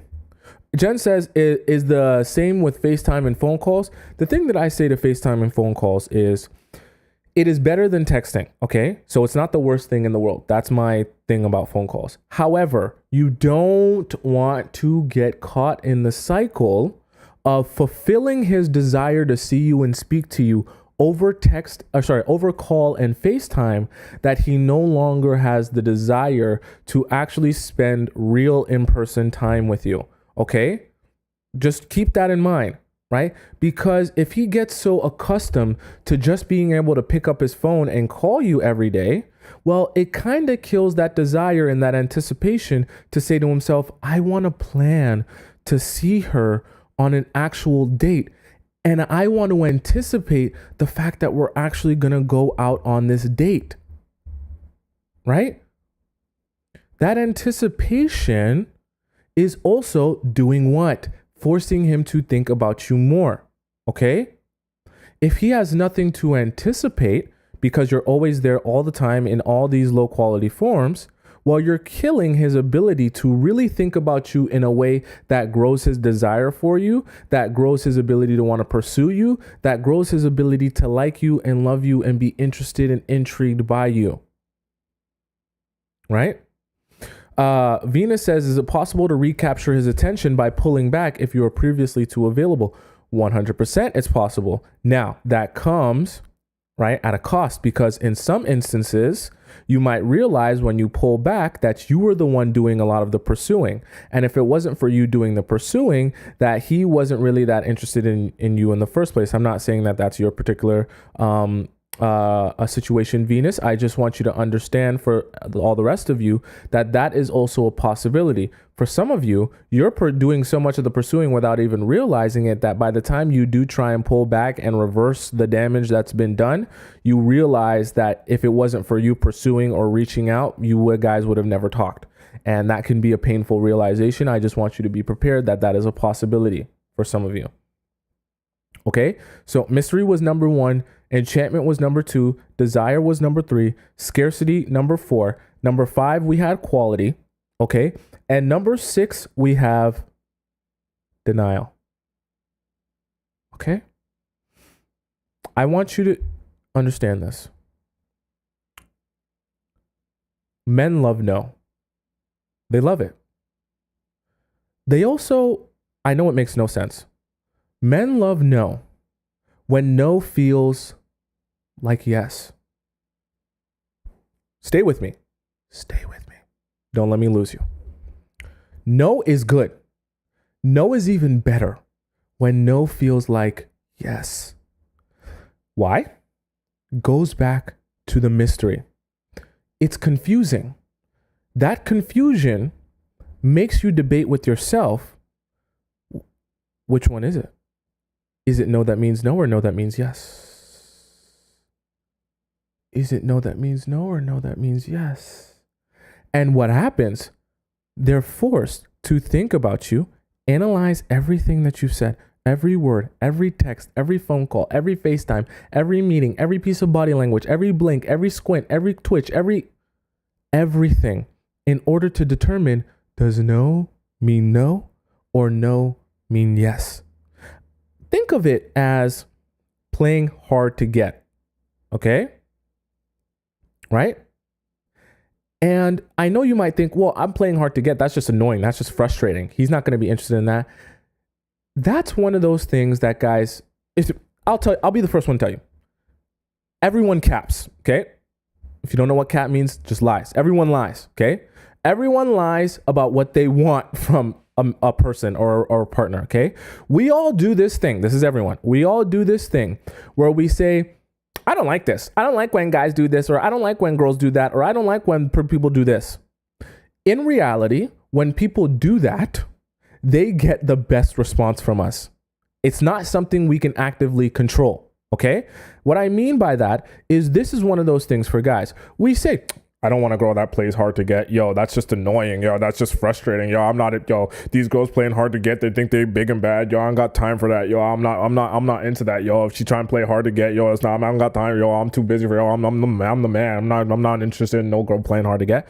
And so what does that do? You think that the best way to get him to be interested in you is by being, oh, I like you so much and I want to spend all my time with you, and I'll be available to you 24/7. Just like you said, you don't want me to play hard to get, so I won't play hard to get at all. I'll actually make it as easy as I possibly can for you. And then what does he go? What happens? What's the response you get from him? He goes, you'll be available all the time? Quite uninteresting. I think I'll go chase after a girl that doesn't want me. And you're sitting there like an idiot. You're like, what? I thought you said that you want. I thought you said that you didn't like girls that play hard to get. What happened? I played easy to get. Why don't you want me now? Why don't you want me any? And you look like an idiot. Why? Because guys are lying. They're lying. They don't actually want a girl who's easy to get. They want the girl who's hard to get. It's just frustrating, and they don't like the frustration, but they actually do like the frustration. This is why I say there are no positive or negative emotions in reality. They're just emotions. But what they feel like is a negative experience in terms of the frustration they feel when you're playing hard to get, or when you give them the no that feels like a yes and they're not sure, and it's just I'm annoyed, I'm frustrated, just give me an answer, just be straightforward with me, right?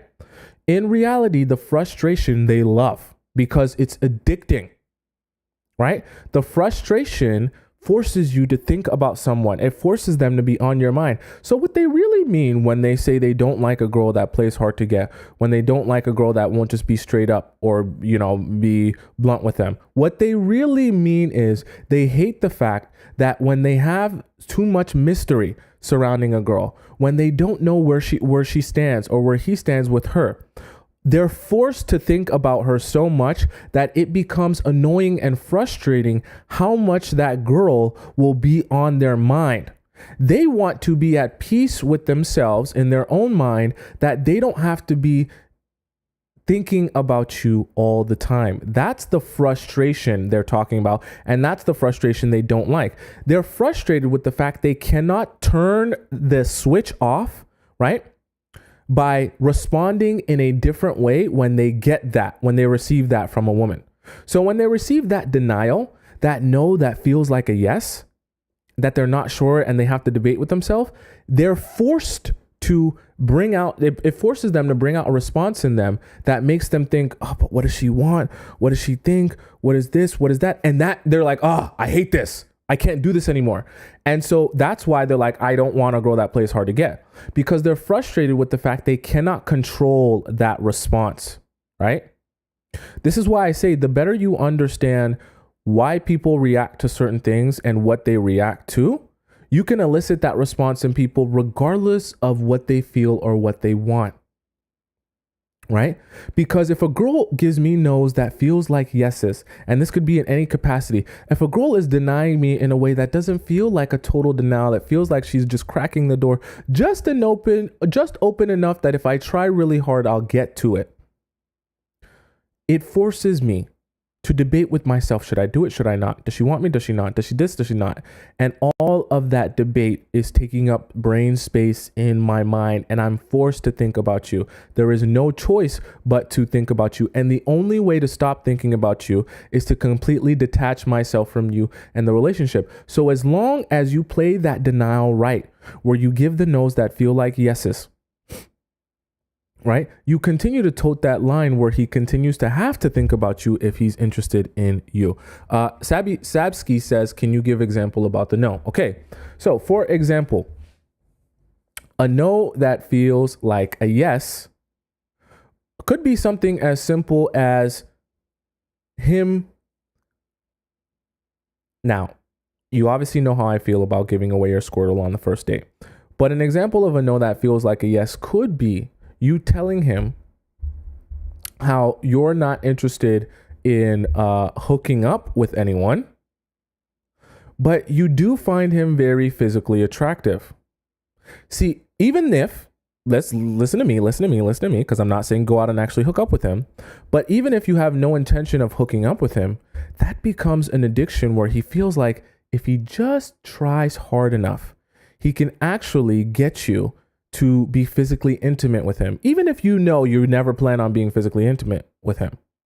What happens is he becomes addicted and frustrated with the fact that he feels like, oh, I don't feel like she actually meant that she doesn't want to be intimate with me. I feel like she actually meant I just have to try harder. Right? Open All Doors said it so perfectly just now. Please pin that. She said they want to be able to feel like they can convince you.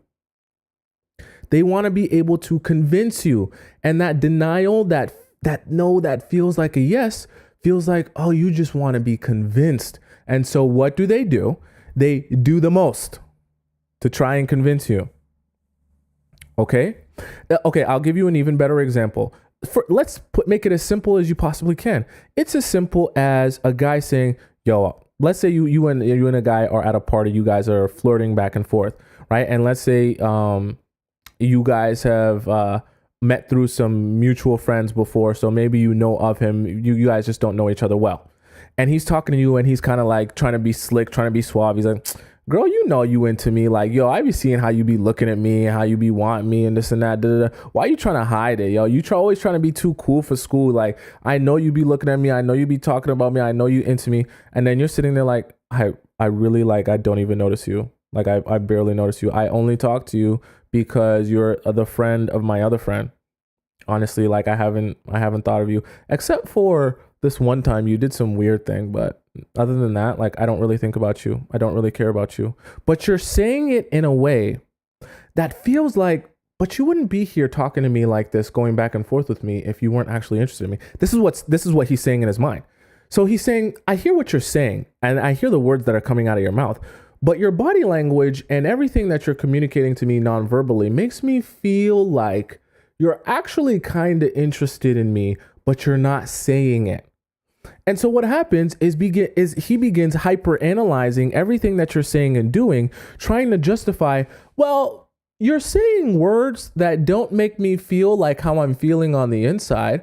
So I'm trying to decipher, what do the words mean versus what does the feeling mean? Because if you truly were uninterested in me, why are you laughing and giggling and telling jokes with me like you're interested in me? But you're saying you're not interested in me.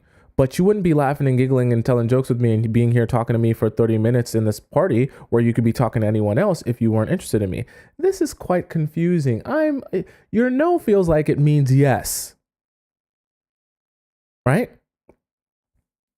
And this is how you get a guy to be thinking about you all the time.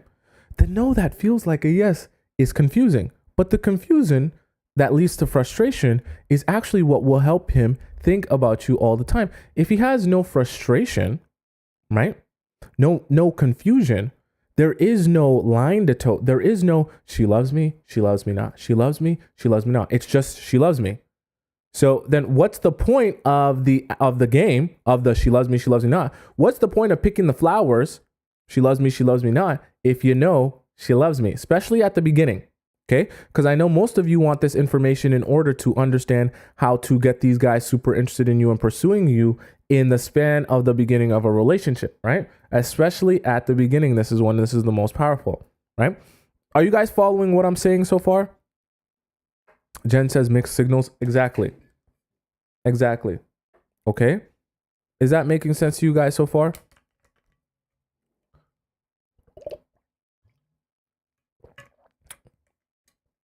Right?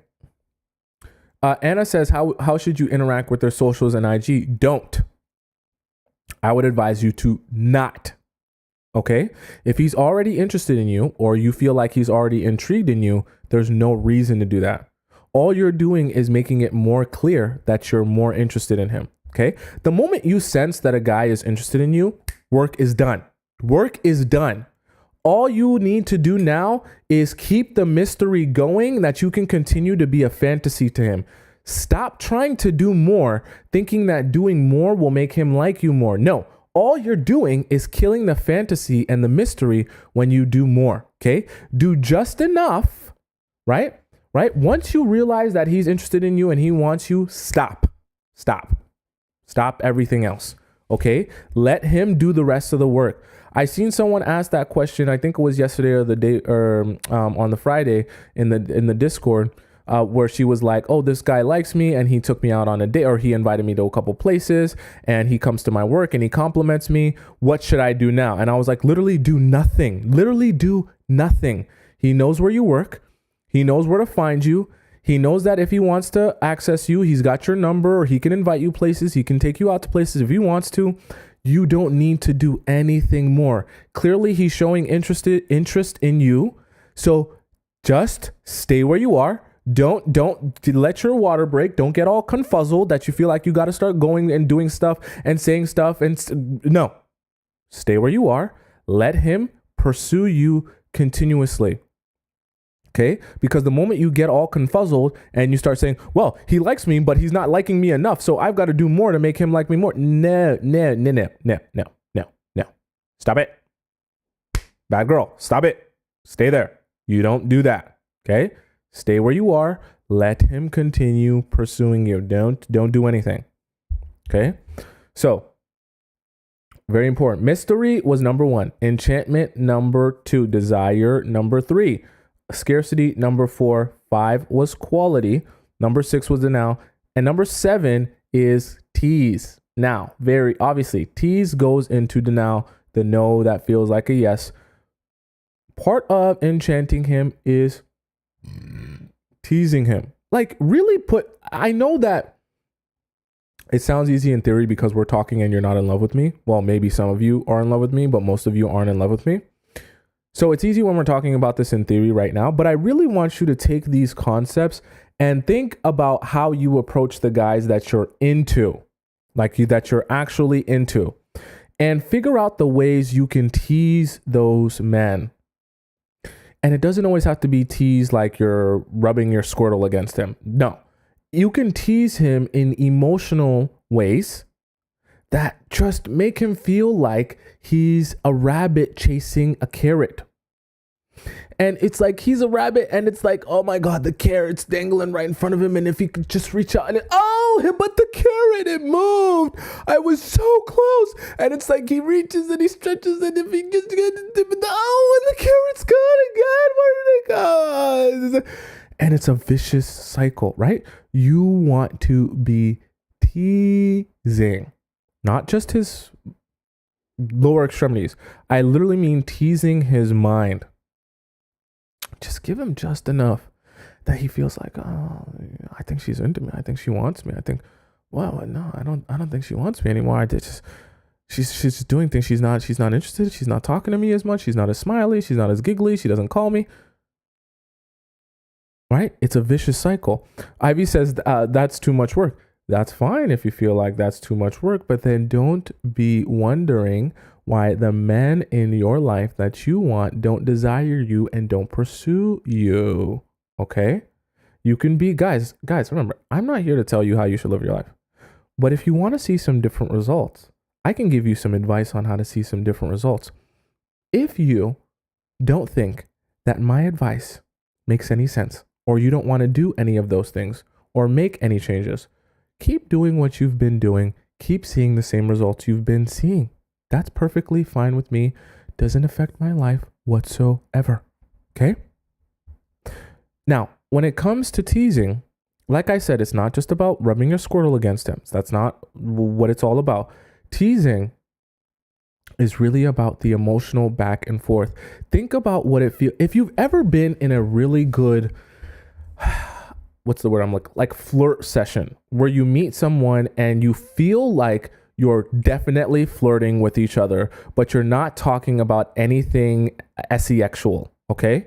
But you're in your mind, you're like, we're literally talking about the fish in the fish aisle right now. I met someone at the grocery store. We're talking about the fish in the fish aisle, but I know that we're flirting with each other. Like I know, I can feel it in my heart that we're flirting with each other. I'm at a bookstore and we're talking about different books. And I know in my heart and in my mind that we're flirting with each other. Okay. Have any of you ever been in a situation like that where you're somewhere, it could be somewhere random, and you're talking about something totally unrelated to being romantic or being intimate or relationships. And you're like, I know for a fact we're flirting right now. I can bet my bottom dollar you're flirting with me and I'm flirting with you. We're just not talking about it. But I know that it's happening and I can feel it happening in my Squirtle and in my mind. Okay. Right? Daydream says you can tell when someone's into you, right? Yola says yes. Sarah says yes as well, right?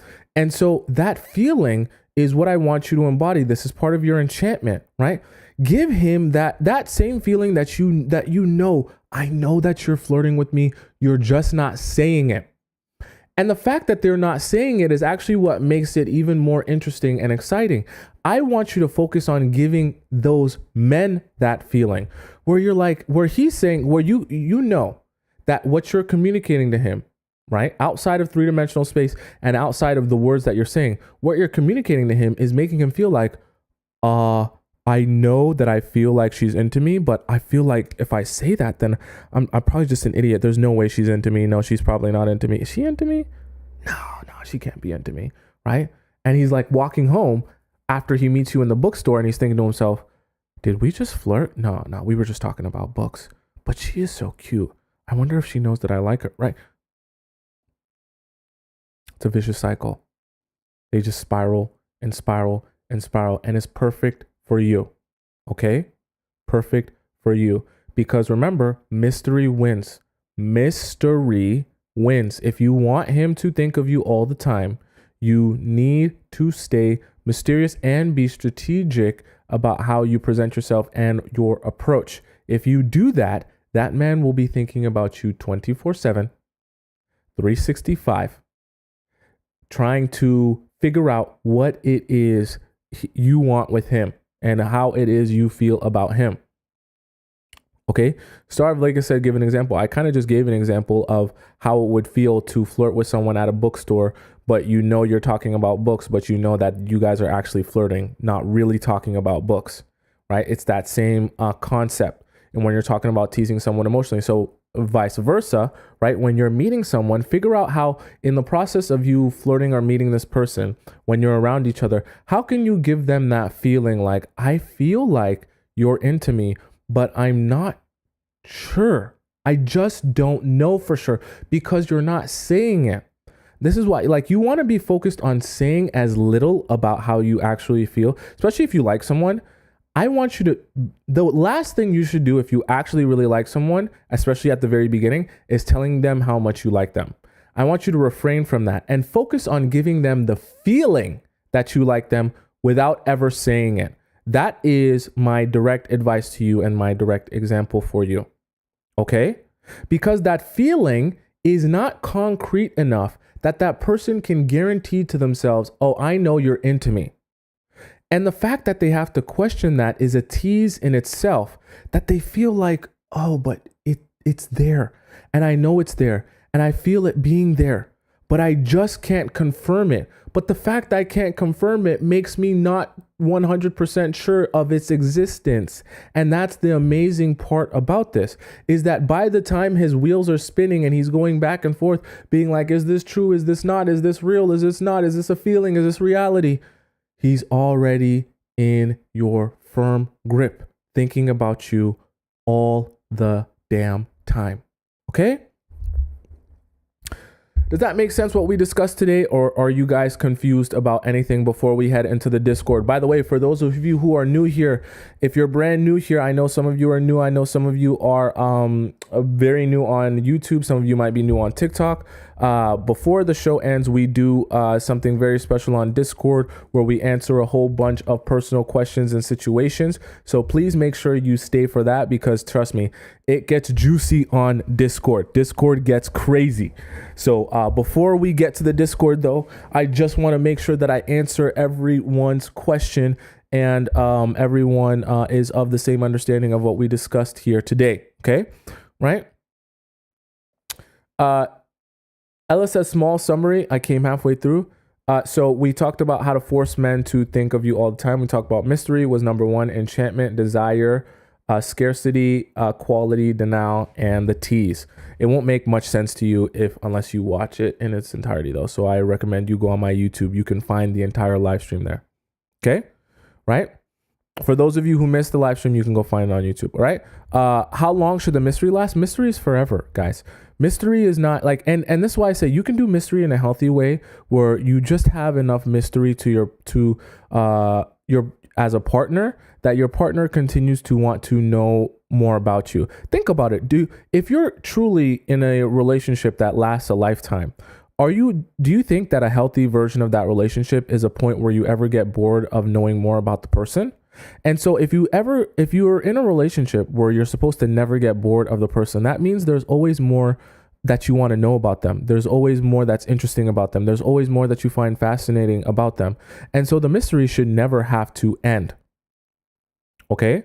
The mystery never has to end, and it shouldn't end. Okay? Lydia says, really great information, took notes on everything. Thank you. Thank you for listening. I appreciate you. Right? Kamara says, I love that name. Kamara says, if I may add, this only clicks if the man is highly interested and attracted to you. Well, yes, right? Obviously, this is going to be difficult to force a man to think of you all the time who's a complete stranger to you, right? So there obviously has to be a level of attraction. But remember, desire is also created by how much you invest in yourself. So you can attract a lot more men and a lot higher quantities by investing in yourself as well. So they kind of all work together. Madison in the YouTube chat says, sometimes I feel like when I'm being love bombed, I mistake it for being casually flirty. How do I differentiate? Well, I feel like, Madison, being love bombed feels more intense than a casual flirt, right? Being love bombed will feel more, what's the word? I don't want to say in your face, but intense in the sense of like when you're being love bombed, you'll feel like it's over the top. That was the word I'm looking for. It'll feel more over the top. It'll also feel less genuine, if that makes any sense. Talking about books at a bookstore, right? But knowing that you feel like you guys are actually casually flirting in the process of talking about books at a bookstore, that's a very different feeling than someone coming out and because love bombing is like they come out and tell you, you're the most amazing, beautiful person I've ever met in my life. And I've only known you for one day, but I know that I want to marry you for the rest of my life and spend the rest of my life with you. That's love bombing, right? Like, and so those are two totally different feelings because one is overwhelming and doesn't even make logical sense or seem genuine. And then the other one is more casual and doesn't feel as intense, right? Like it doesn't feel unnatural. So that's why you have to kind of be tapped into your intuition where you can actually feel like, okay, this feels genuine, right? This doesn't feel like you're being over the top. Remember I said love bombing, the perfect example of love bombing is like when someone comes up to you on the street and they say, oh my God, you have such amazing feet. Your feet are so succulent. They're so kissable. They're so suckable. Your toes are so nice. Your toenails are painted so well. You just have the most symmetrical, prettiest feet in the world. And then you're like this, you're like, hey, I'm actually wearing shoes. So it's great that you're so obsessed with my feet, but it doesn't make any sense because you can't even see my feet, right? That's kind of what love bombing feels like as an analogy, right? It doesn't make any sense because you wouldn't even actually be able to know any of these things about me, right? Nasia, I think it says Nasia says, isn't cheating, etc. categorized as playing games? I heard men don't like it when women play games. Nasia, you probably weren't here when we talked about it earlier. A lot of people say a lot of things, okay? Men will also tell you, I don't like girls that play hard to get. I don't like girls that play games. I don't like girls that this. I don't like girls that tease. It's so annoying. It's so frustrating. I don't have time for that. Let them yap their mouth away. Because the reality of it is, the girls that come out and say, oh, I like you so much. I want to spend so much time with you. I want to be with you forevermore. I want to spend my whole life with you. All they think to themselves is, wow, quite uninteresting and boring. I'm going to go talk to someone else. That's all they do. Okay. The truth of the matter is people lie. People also lie about what they want or how they'll respond to things, right?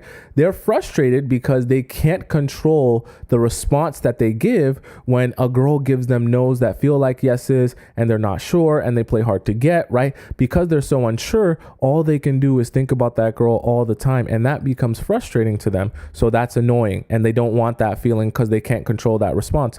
But in reality, they give you the response that you want from them if you play hard to get. Don't listen to what don't listen to that. Don't listen. That's garbage. Okay. They're just yapping because they want you, right, to put all your cards on the table that they don't have to do any guessing or work for your time and attention. And it can be very easy for them. Okay. Notice that the girls that are the easiest to men, they don't seem to care about. Just doesn't work like that. Right. Adriana says, why did he ask for my number? He says he called. It's been 6 days. So Adriana, if you have a personal situation going on that you want answered, please go into the Discord, which we're about to hop in right now, and ask your question and I will answer it live on the stream. Okay. It's Discord time. It's Discord time. It's Discord time. It's Discord time. It's Discord time. It's Discord time. It's Discord time. Okay, it's Discord time. Let's go. It's Discord time. Let's step over into the Discord where we shall answer some amazing Discord questions. It's always wild every single day. Yesterday we had Asia, I think it was on Friday. Then we had France, which was yesterday. Someone says Discord a video. You shall see here momentarily what Discord is. Discord is a platform in which all of you beautiful, amazing people get to bring your own personal questions to me and I can answer them live on stream and everyone else can also give you their thoughts and opinions as well. Okay.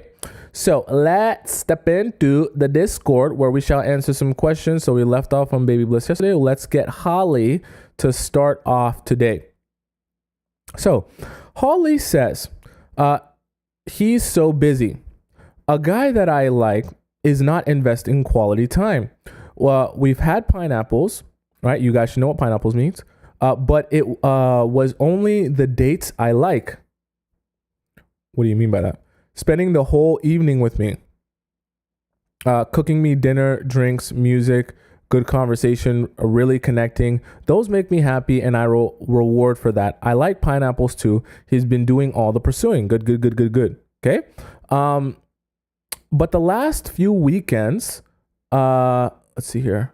The last few weekends, he's been busy and has asked if I'm free on a weekday night and literally said quality time can be dinner and a kiss and see you later. Am I wrong to be offended? He means dinner at home, not a restaurant. So I said no. I told him we haven't spent enough quality time to make me comfortable with squeezing in a weeknight snuggle. By the way, guys, I want you guys to also answer your own 2 cents in the chat, so it's not just me giving my opinion, because your opinions are also valuable as well. Okay, so she said squeezing in a weekend snuggle, as he put in. I don't want to be the fun girl. I'm getting manipulated into being a Wednesday night hookup girl, or the option when it's raining because he works outside.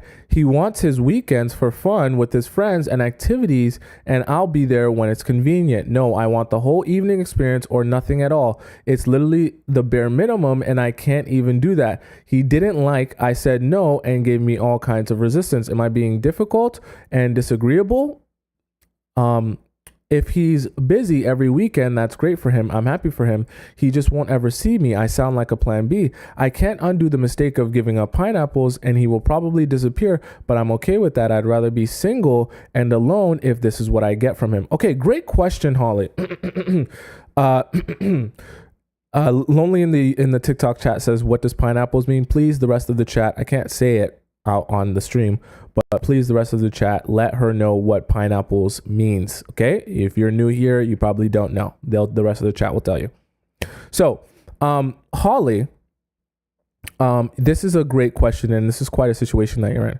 So my advice to you is, as it relates to this guy, you said that he's been doing pursuing, so that's good. So I think that there has to be some sort of level of interest there, assuming he was actually genuine about this like cooking dinner, the drinks, music. You said good conversation, so I'm assuming it went deeper than just surface level, really connecting. If this is all true, like, this doesn't sound like someone who's completely just trying to play you. However, I think you're right in the sense that this squeezing in a weeknight snuggle, if he's really talking about just hooking up, right?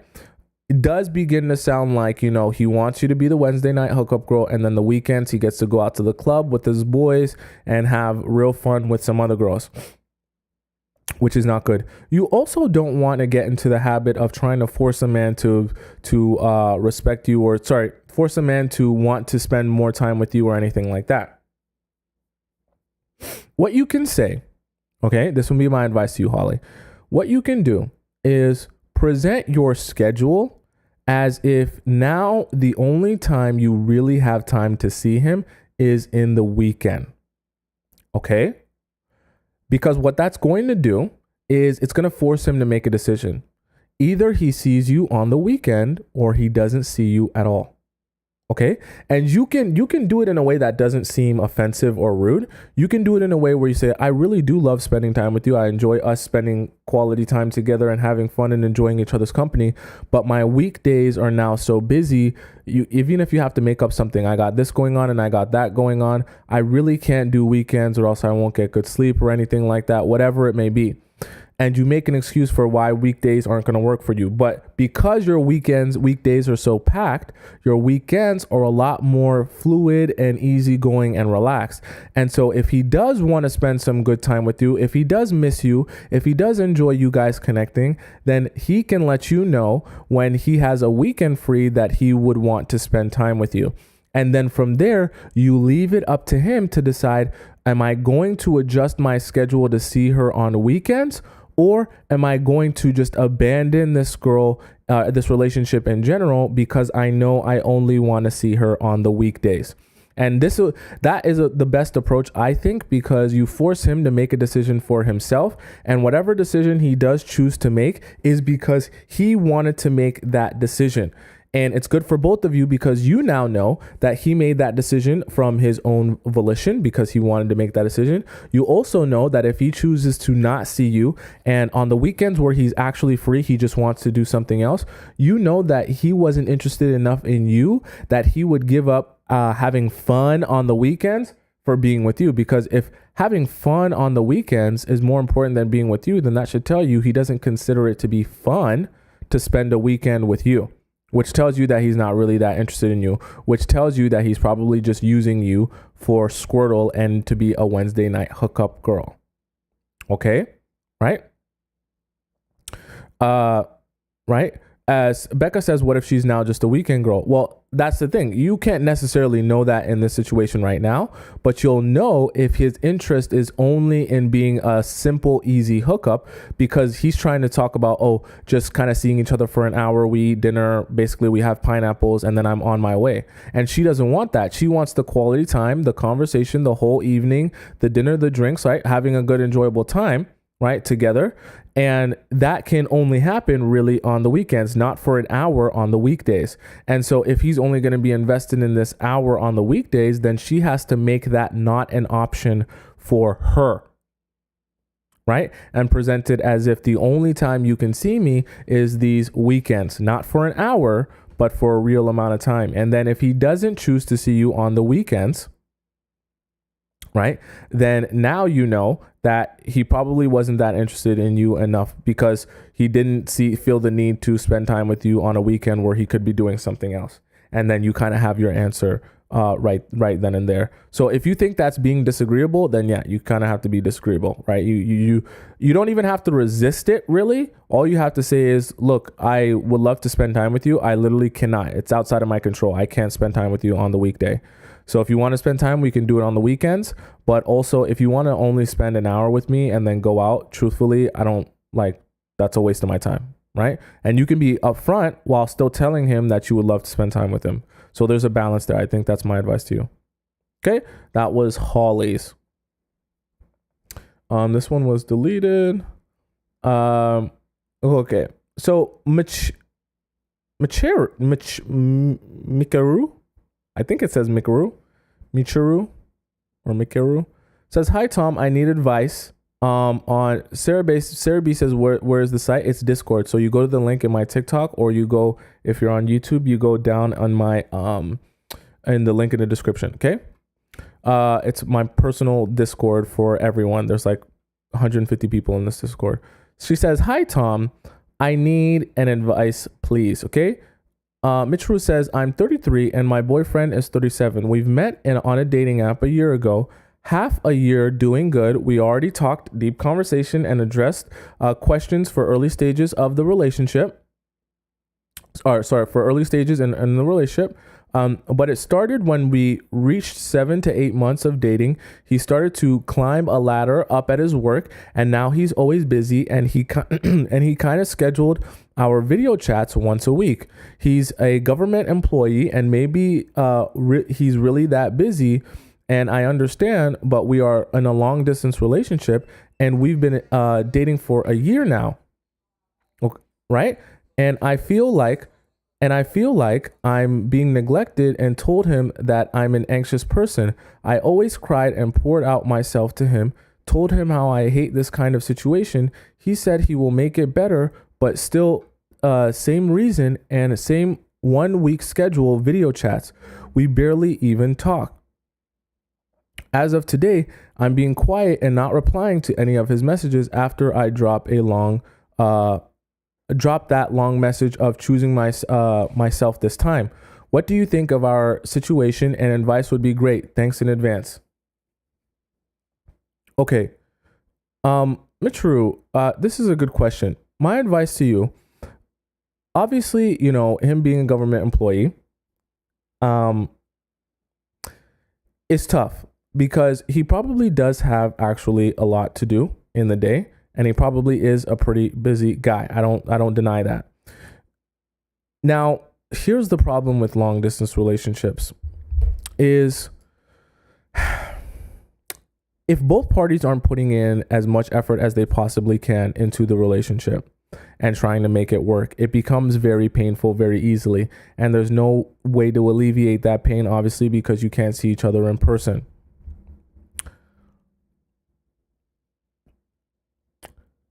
I think that in your situation, I think you need to allow him to come into his own realization of whether or not he wants and desires this relationship and whether he wants to make it work.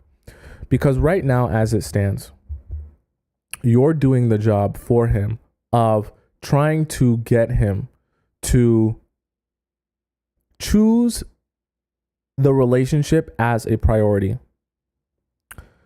And I think that I don't think that necessarily giving up is what I'm trying to say, but I think that you have to allow men in general, but I think that you have to allow him to decide for himself that I want to choose this relationship because I know that I want and desire her. Okay? Because right now it seems like you've been trying, you're frustrated, obviously. And in the process of you reaching out to him, complaining and all this stuff, you're trying to show him and convince him how he should care about you and this relationship. In reality, that's never actually going to make someone care about the relationship. Okay? The only thing that will make him care about the relationship is coming to his own realization. And it's funny because this kind of applies to what we're talking about today. The only way for that to happen is if he's actually thinking about you and missing you himself. And he can only miss you when he has some space away from you where he doesn't hear from you and he realizes all the feelings and emotions and good parts about being with you that he no longer gets now because he's not with you. Okay? And so I think that you're on the right track in terms of being quiet and not replying to any of his messages after you drop that message, right? Because I think that's the way to go. Now, in the process of this, you actually need to give him some anxiety that he might have lost you by his actions. So even when he begins reaching out to you more, I actually want you to continue not replying to his messages until you really see that he's becoming desperate. Right? And I mean desperate, calling you all the time, texting you all the time, begging for you to speak to him, begging for you to give him a chance, right? That's the only time where I would come back around. And basically, when you come back around, you have to basically say, all right, show me that you deserve a chance. And you have to literally flip the script on him and leave it up to him to do somersaults and backflips for you, that he will show you that he actually can take this relationship seriously. Don't give him any advice. Don't tell him what to do better. Don't tell him how he should do it. Just tell him, okay, if you're begging for me, if you're desperate, if you want to be with me so bad, show me that. Show me what you got. Okay? This is your audition. Show me what you got. And let's see what he comes up with. If what he does is not impressive to you and he doesn't actually make a change, then walk away. But if he really is interested in you and interested in the relationship, he'll start doing backflips and he'll start trying to prove to you that he can be your guy. Okay? Very good. Very good. Okay. What time is it? Let's do a few more here. We've been on live for very long. See, we got a lot to get to. Don't worry, we got all week to get to these guys, so don't you worry. Okay. Cali Bear, I think this is one that we did yesterday, or Cali, that was Cali Bear. This is Cali Star. Men who are still in contact with their ex. Oh, this should be interesting. I'm interested on this guy, I think he meant to say, whom I've met on a dating app. He seems genuine and he is looking for a relationship and stated that on the app. However, I was taken aback after knowing that he still follows his ex on social media. Why do men do this? And what should I do about this? I'm really interested in him. Okay, Cali Star, my advice to you, right?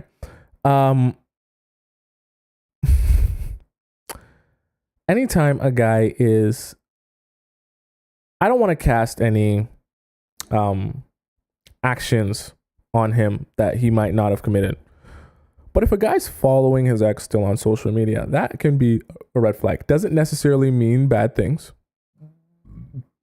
But that can be a red flag. Okay? Um Now, you need to ask more questions though. So him following his ex is not enough of a red flag for you to say that that means that he's still in a relationship with her or still has an ongoing thing with her. You need to, if you do meet up with this guy, hopefully you're not doing all of this chatting over text. You probably are if it's a dating app. You need to, when you meet him in person or talk to him over the phone, you need to get a very clear understanding of where he stands in his relationship, why it ended, and what's going on with him and his ex currently. You need to have answers to all of those questions, and you can do that in a slick way. It doesn't require you to interrogate him, right?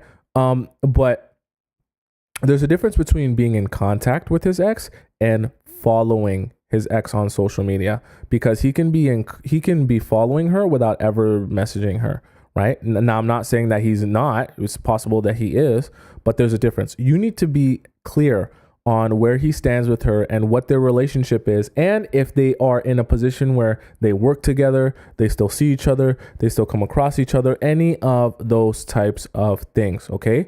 And that's the only way you can really know what is the next step here, because you can't make that determination solely based on the fact he still follows her. You get what I'm saying? So you need to be asking questions so you can get an understanding of the context of why he might be following her or what their situation might still be. You understand what I'm saying? And then once you get that information, make your decision on whether or not you think he's still emotionally available or still invested in his ex. You understand what I'm saying?